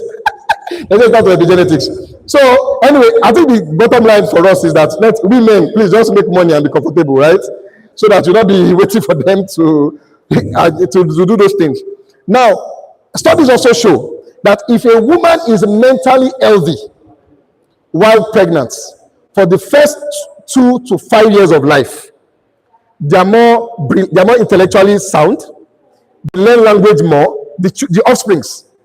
And let me just call it their cognitive function. Their cognitive function is better. If a woman was mentally, she was happy, everything was fine. Yeah, the time that she was pregnant, 2 years to 5 years after, they are better off. It doesn't mean that if you don't know book, that maybe your mother, you're going to start asking your mother a question when you get to know that, Mama, me, she go say, what do you do? So, no fail, any fail pharmacology. And then you go anatomy. Don't worry. I remember that one of the students, we used to say to students, if we want to know, if maybe the student is not doing well, like in our side now, when they're doing their MD, whatever, when we say he has been coming, she has been coming. All of you here, you have been coming, right? Hope we are making them see you. I came, they came, they came. So they cannot feel anything, as the case may be. So is that bad? So 2-fold increased risk. I'm moving on. What's another one that is very common in our environment is infection. Infections trigger inflammatory responses, cytokines, and a lot of variation just happens. Epigenetics just happens. From those things that come up from it. And in fact, I'll give you some figures, not figures now, so those that have had influenza, what we call the flu, right? Influenza infection increased autism in children, in the offsprings. Measles, rubella, polio was found out. Those that at maternal, that was mothers that were exposed to those infections had what? Increased schizophrenia in their offspring. The third one, COVID, herpes, okay, and even some bacterial infections. It was shown that COVID-19 and those infections led to increased preterm birth and neurodevelopmental disease, bacterial infection, which eventually also leads to ASD. ASD is the autistic spectrum disorders, that's ASD, and psychiatric disorders. So when we say, in fact, generally speaking, I read also, I didn't put it in the slide, that anytime a woman has a fever, are you with me? Anyway, time a woman has a fever, and I think that's one of the things the pediatrician asks us, Dr. Alabi, when something happens to the baby, you say the woman has fever, there's not a hair. Every time a woman has a fever, there could be epigenetics. Of course, you won't blame her because of that. Even in pregnancy, we make sure that those people, women take a lot of things. Sometimes we give them antibiotics, we give them prophylactic anti-malaria, we check on them to make sure that there's a need for them to make sure that they don't have fever, because that causes epigenetics and can lead to all these things that we have talked about. I'm trying to rush now so that I can end. Okay, so toxins and other teratogens. Okay, so chemical teratogens pass directly into fetal circulation. I think you know most of these things. It's not going to be a surprise that cigarette smoking, right? It will cause hypoxia, there will be DNA methylation, they will try to adapt. And in adapting, there's a change in their DNA expression. And some of these things are permanent. Some of these things you have to work on it. The person has to live with it as much as possible. Okay? So exposure to toxins, cigarette smoking, alcohol, and heavy metals, radiation. I'm sure you have read radiation can lead to increased risk of behavioral and psychiatric problems. Also, ADHD risk is increased with those that smoke a lot. Especially people talk about more than 10 sticks per day or something, when you smoke up to that. And it's from what we have said, CO is increased, nicotine, and there's less oxygen delivery to the baby, and that affects the gene and the gene expression. Also, alcohol. And I must mention this because I hope you all know that in 26, in 2023, WHO declared all forms of alcohol as dangerous. I hope you know. Because somehow, even in the books, except the very recent books, what we write for pregnant women is that some units of wine or alcohol is acceptable. Nothing is no longer acceptable. In fact, I'm not saying, I know sometimes we have to, and it is funny. It's funny because even for some of us that say we take little red wine, that we don't really drink alcohol, it's still poison. And then you give it to the woman too. And then she drinks it. And I'm sure I'll tell you, there's something called fetal alcohol syndrome. With all the birth defects, anencephaly, microcephaly, mental retardation, low IQ that comes with consumption of alcohol. Please note, and it's good to say it because we say choose your poison, right? We all have our shit. Some things that, say, like now if I want to take a bottle of Coke, okay, so I will look at the Coke and I'll say, okay, I want to take this poison. I will now justify it in my heart that I've not taken it for a week or 2 weeks. So a little, just take it to. No, because I checked it again. I used to talk about it, and I used to say it was 8 cubes, 10 cubes. And I realized that it's actually 13 cubes in sugar. I know you talk about obesity. I forgot to mention diabetes mellitus. That is even a known cause of neural tube defect, of any form of congenital anomaly that you may probably think of. Okay? And so what it means is that if the pregnant woman is taking Coke, she's actually taking, it's like you just sat down with this packaged sugar. Just think about it. That's what you do. All of us we are all taking it today. If they don't even give us Coke today, we will even fight. right? What you just did is that you sat down with the pack and you're throwing it in. 1, 2. When you are drinking that thing and it's giving you that fizzy feel, what you are just doing is that you're taking 10 cubes of that, and that's what you're taking, as the case may be. So now imagine you, if you were like me many years ago, where we used to take 2 or 3, 10. Oh, that one, it could be, eh? Before, no, you know that time that we always entering theater, doing surgery and doing all kind of things. You know, so we never used to, it just come out, just take, you know, it's like energy. Energy drink is also. And it's very funny. So I took my son somewhere to where to buy this thing, and he told me that he wants energy drink. 11-year-old. All of them, which energy are you looking? Okay, so let me move. I'm almost done now. Okay, so alcohol effects causing microcephaly and lifelong cognitive functions. Okay, I'm concluding now. Okay, so caring for the fetus in uterus or in utero is essential for the neurodevelopment of the offspring. I hope I've been able to convince you, right? All right, and that adequate diet, antenatal care, exercise, reduce stress, rest, and avoidance of infection and toxins are crucial. One of the things I'm supposed to write is that please, we should plan our pregnancy. I think I said that over and over. 4 days ago in one of our hospitals in Lagos, and I'll close with that. A man was rushed in. A pregnant woman was rushed in from the a traditional birth attendant. Apparently, the man thought he had a twin pregnancy. So at the TBA center, they took the 2 deliveries. They were able to take the 2 deliveries. And then, immediately after they took the second delivery, they just saw another one. So of course, and it was, you know, if you are seeing it means that it's an abnormal presentation. The normal presentation, the best is head, right? Or bum. Manageable. Okay, bum is manageable. But is most likely transverse. It means most likely is like this. So of course she got scared and rushed to our facility. And this family already had 5 children. So in his mind, because he had done a lot of scans and the scan said méjì ló wà ńbẹ̀, ó ti accept straight bó tẹ̀ pé ó ti ń plan tó ṣe máa tọrọ. You understand? Ọ̀gá ẹ̀ tí gbọ́ story yẹn tán, ó padà di 4. So, my doctor rushed, because that's transverse. My doctor rushed into the theater. It was not something that you start pulling, except when with the mindset that is only remaining 1. And they cut open, delivered the first baby, and they saw another bag of membrane. Even, he said, he shocked you, Abby. He shocked my doctor too. And he brought out 2. But the funny part is that when they brought extra 2 to the man outside, the man actually fell down and started crying.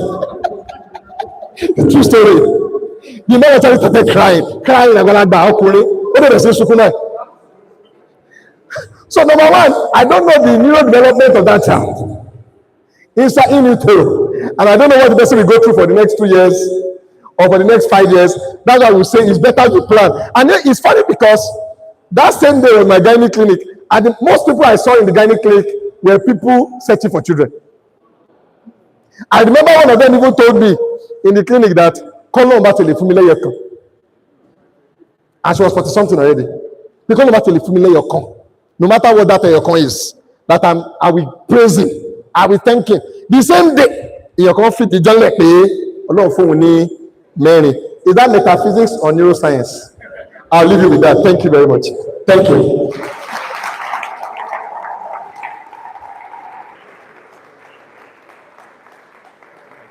Yeah. Okay.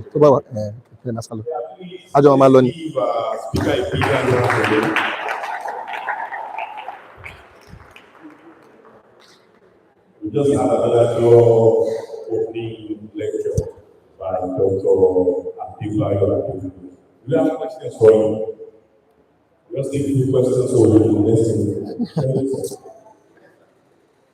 Thank you, sir.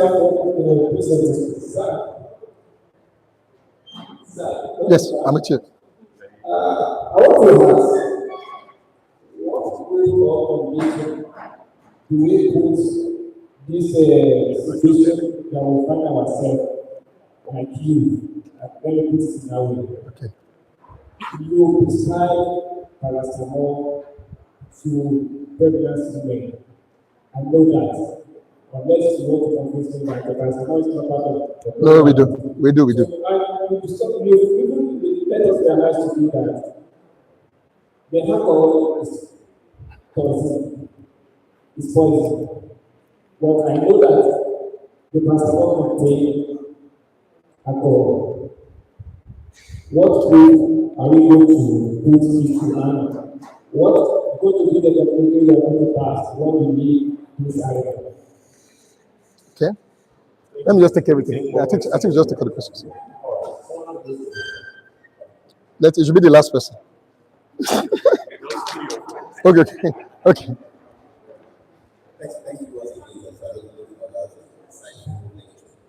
I think what about the layers have done is just to stimulate us that there are many unanswered questions. And this kind of 1 minute for us to get there are so many things that demand an answer. When you started from telling us the bigger theory, I think it needs to be physical onset of adult disease. Yes. Physical, the physical onset of adult disease. I mean that people now come up with the theory that things that we see, if somebody has hypertension, it's because of the physical programming. It could be suffer, metabolic, it could be endocrine, that already set the template for what we are seeing now. There's a study going on somewhere trying to look at the children of parents with hypertension.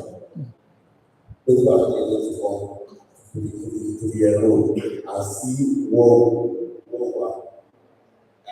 we did a study alongside with the nutritionist, and was another one we gave a group higher apparatus, another group of pregnant women, multi-micro nutrient supplements, NMS, and we looked at one day after one day. And that's the thought that we need to also take note of what happened in the room. So we brought in the neurologist in this, but probably because it's self-sponsored. Is that not? We have started from as early as the end of first trimester, where there will be. But what we already see, already showing us that there are so many questions Unanswered. Unanswered. There is something in that we call the first 1,000 days of the child. Yes. The concept of first 1,000 days. It includes 12 days of pregnancy and the first 2 years and 3 months that make 1,000 days. That's the most critical part, the most important part of that time. Is that the first 1,000 days.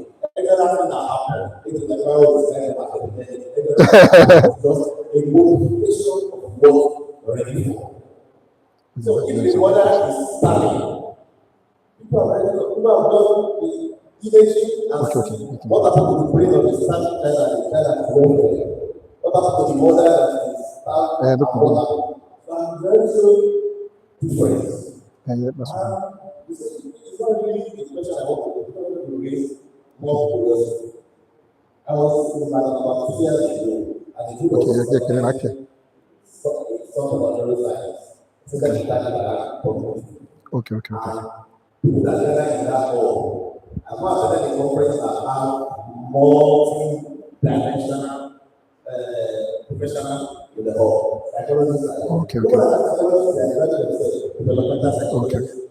And everybody has a role to play. We can just speak our own map. I don't know what that's for. Two gestation. Or multiple gestation. We also carry a risk as regards the what we are talking about. If the man is carrying multiple pregnancies, how does he affect things that happen in the physical program? Yes. This year, or that's a rule. Just one person. Okay, that's good.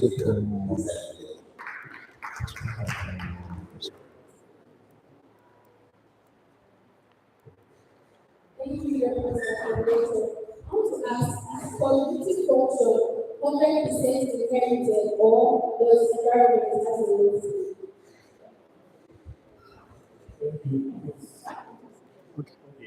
How many more questions should we take? Yeah, one. Go back to that one. Ẹ jẹ́ kó sọ.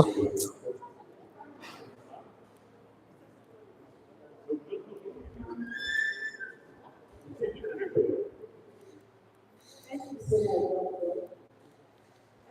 My mom is not even a question that I can say to you. You know, when you were educated and this is what you see that you realize what's going on now, you can see that some children or young people, they are being you see them from the perspective of the trait of their parents.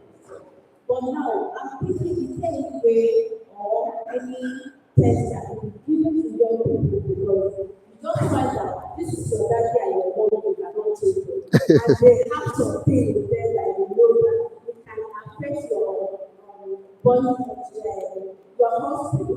So what do you do? Because when you look at it, when you are looking at something, when you are talking about the personality of the child, that means you have to change your child out to their parents. And when you're seeing some children, especially some mental disorder, talking about personality problem and social Problem, disorder yeah. and the rest of them, and when you come to what we call it, conduct disorder, they will Yes. tell you that this thing is coming because of their parents or some because of the age they have. But for those that their problem is emanated from their parents, and you give all that, so that it's an insight for all that. If you want to date anyone, probably you go and do it. Because you just see that people just say, it's my mind, it's my woman. That means they will still continue producing child that will be Transgenerational. sometimes because that's the time we forget and go. We cannot talk about substance disorder. And when you look at most of the children, probably be related to their parents.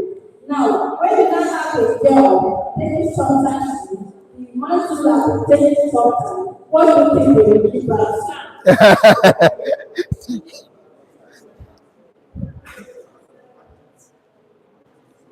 Thank you very much, sir. I really enjoyed it.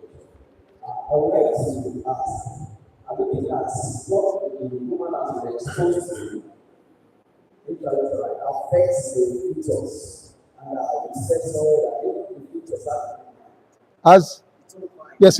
now, looking at scenarios whereby the mother is not responsible for what happens, like you have some people that have fibroid, and sometimes people refer to ligaments in as much as it's not affecting conception. And my question is, it also means that the fetus is going in a fibroid environment, and it's as a way of affecting the hormones, or maybe hormones have a role in fibroid. My question is, does a child or a fetus that goes in fibroid environment, does that also affect the brain of the child or the development of the child? You will be able to experience the learning. Thank you, sir. You don't have to talk about the research. One of the factors that affects the features is toxins. Okay. Yeah. And you rightly said that you set yourself to people that In those days. Yes, sir. I'm born again. One qualifier of scholars. One of the qualifiers Okay. of scholars it says also is proposed that appreciate the remedy of the So now you are telling us book is poisonous and we ask this question as well that even in the medication we prescribe to patients there are quantity of alcohol as well. So how do we now strike the balance and make what our ancestors needed and what was continued? Thank you. Word drug. So the questions. So much. Okay, thank you. I'll just try to rush through them. Okay, let me start from the reverse. So now fibroid is common actually, all right? So 1 out of 3 black women you see have fibroids.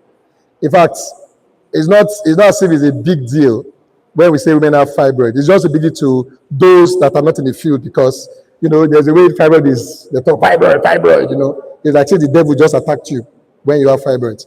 So people have fibroids, people get pregnant with fibroids, people can have children with fibroids. If I still remember, there was even one that had we are going together. There was even one that had a close to 38, okay, a fibroid that was almost like a full pregnancy.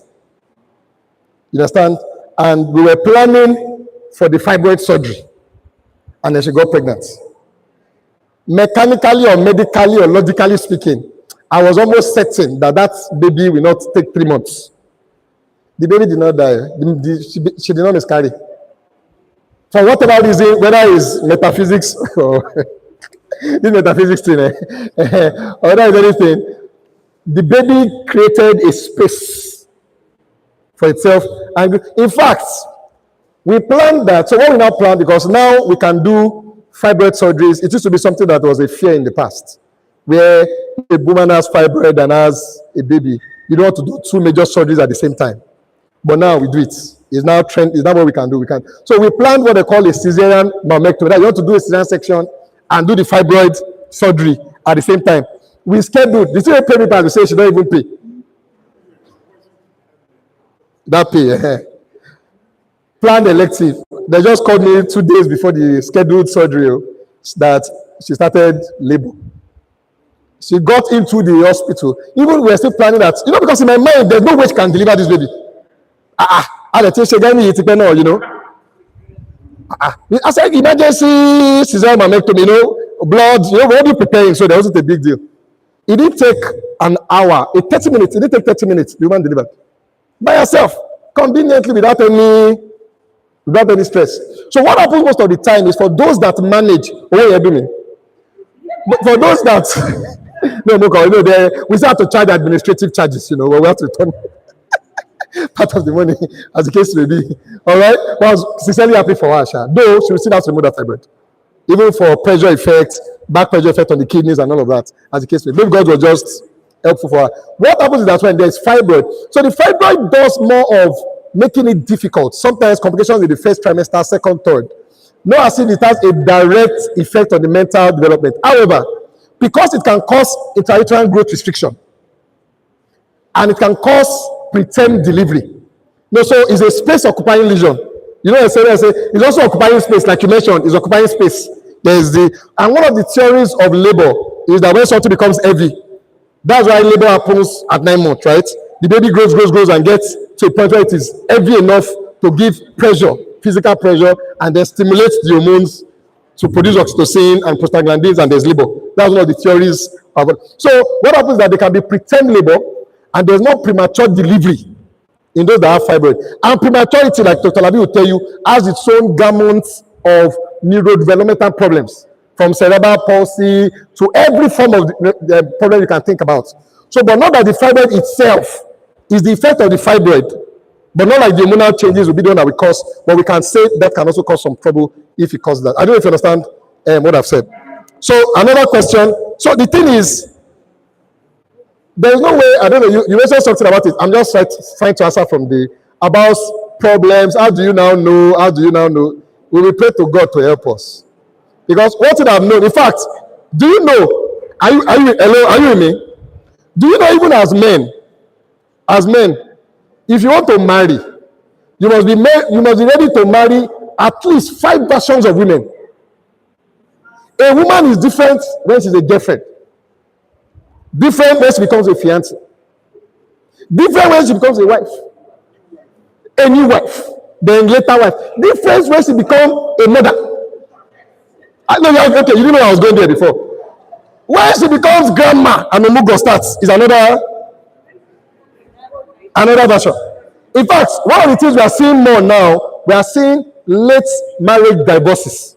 Women are now leaving husbands after 30 years. So, you women, what they are doing is that they are waiting for the children to finish. They will enjoy your trouble. And they will now divorce you. And they will just stay in Canada, America. Where we are. That's what they used to say. That's what they used to say. So the thing is that you may not know, and you may know. These are things, even children have depression scores, anxiety scores. There are things we used to test children to know what they're exposed to or what they have tendency for. And as they grow, the thing about most of these dynamics is that we cannot understand it. Even the religious aspect, we cannot. Even Bible says the marriage of a man and a woman, nobody can understand it. Because sometimes even you women, what happens to most women is that women always believe men will change, and men never change. Should I shock you? Men don't change. It's better to marry the version that will not change, and then you have it. So you are marrying a worst case scenario. Okay, this is the. No, let me explain. Are you getting? You're not getting my point, too. If the person gets angry, and he showed you already, and he shows you already as a boyfriend, don't start thinking that this Holy Spirit be changing, because naturally he will not change. Are you following me? So it's better to look at it yourself. That's why I tell people the way to know who you want to marry is, can I tolerate this person for the rest of my life? Tolerate. That means I've seen his bad side, and it's something I can manage. That's the person you should marry. Not the person that you are open. If he's an alcoholic, he will drink alcohol. If it mistakenly changes, you are just one of the few exceptions. In fact, by the time Towa about take Kuida, we are worse. Before we go to marital session, no, I'm just saying, so that they're not only talking about men. Oh, I'm exposing you people. So they may not be, but of course, if you see the signs, you should know. And then I'm sure there are medical tests to check on that. I want to move fast. Sorry. Cognitive function, we already mentioned that. Cognitive function simply just means intellectual capacity, how you relate with the world, learning, and all of that. So all this is affected by epigenetics. It is, and sometimes permanent. And that's what it is. So I just know any neurodevelopmental thing is affected by obstetric factors. And that's one of the major things I was trying to explain to you in this thing. Does your... Sorry. Okay, I don't know. I think I'm jumping something. Twin pregnancy. You're asking me about twin pregnancy. So twin pregnancies, there are two sides to it. Okay. There's the part that twin pregnancies may have more preterm deliveries. And now there could be problem with the brain. Hope you know there's a lot of development of the brain in the third trimester. So when they do not complete their term, that's why even in obstetrics now, we don't just say, we believe that when you enter 37 weeks as a pregnant person, you have entered term. Term is 37 weeks. What we call colloquially 9 months, right? It's from 37 weeks, as the case may be. But we now know that we don't just say term. For example, if I want to do an elective surgery, CS, like one that I want to go and do now. If I want to do elective CS now, I won't just say you enter 37 weeks. We are not saying there's early term, there is full term, and there's late term. So early term is 37 weeks to 38 weeks, 6 days. We are all academics now, so we understand. So there's no, I'm not speaking rubbish. So full term is 39 to 40 weeks, 6 days. Full term. And studies have also shown that it's better you do your CS or delivery at full term. So it has been found that between 37 and 38, 6 weeks, 6 days, children that they give birth to, it's different from those that start their labor by themselves. If you do elective surgeries for them at that age, they have more neurodevelopmental problems compared to, that's why the fact that it is STEM. Let's keep clapping for it. Okay. I'm a joke there. Okay. Come on, people. Thank you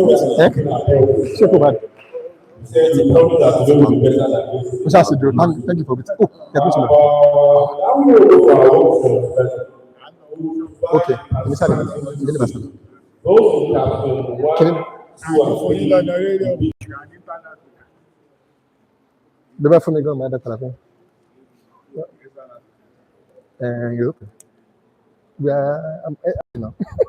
I might not lose. No problem. We already feel happy that you really invited us. Okay.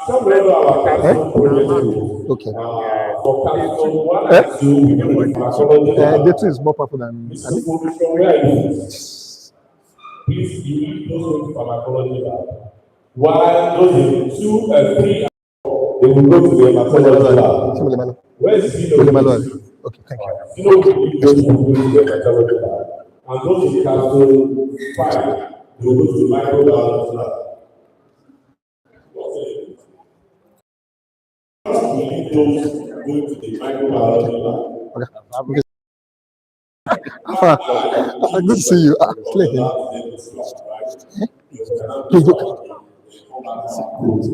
He's my friend though. Is it you? Sorry, sir. Okay. Mutim Mulani. Okay. Thank you, sir.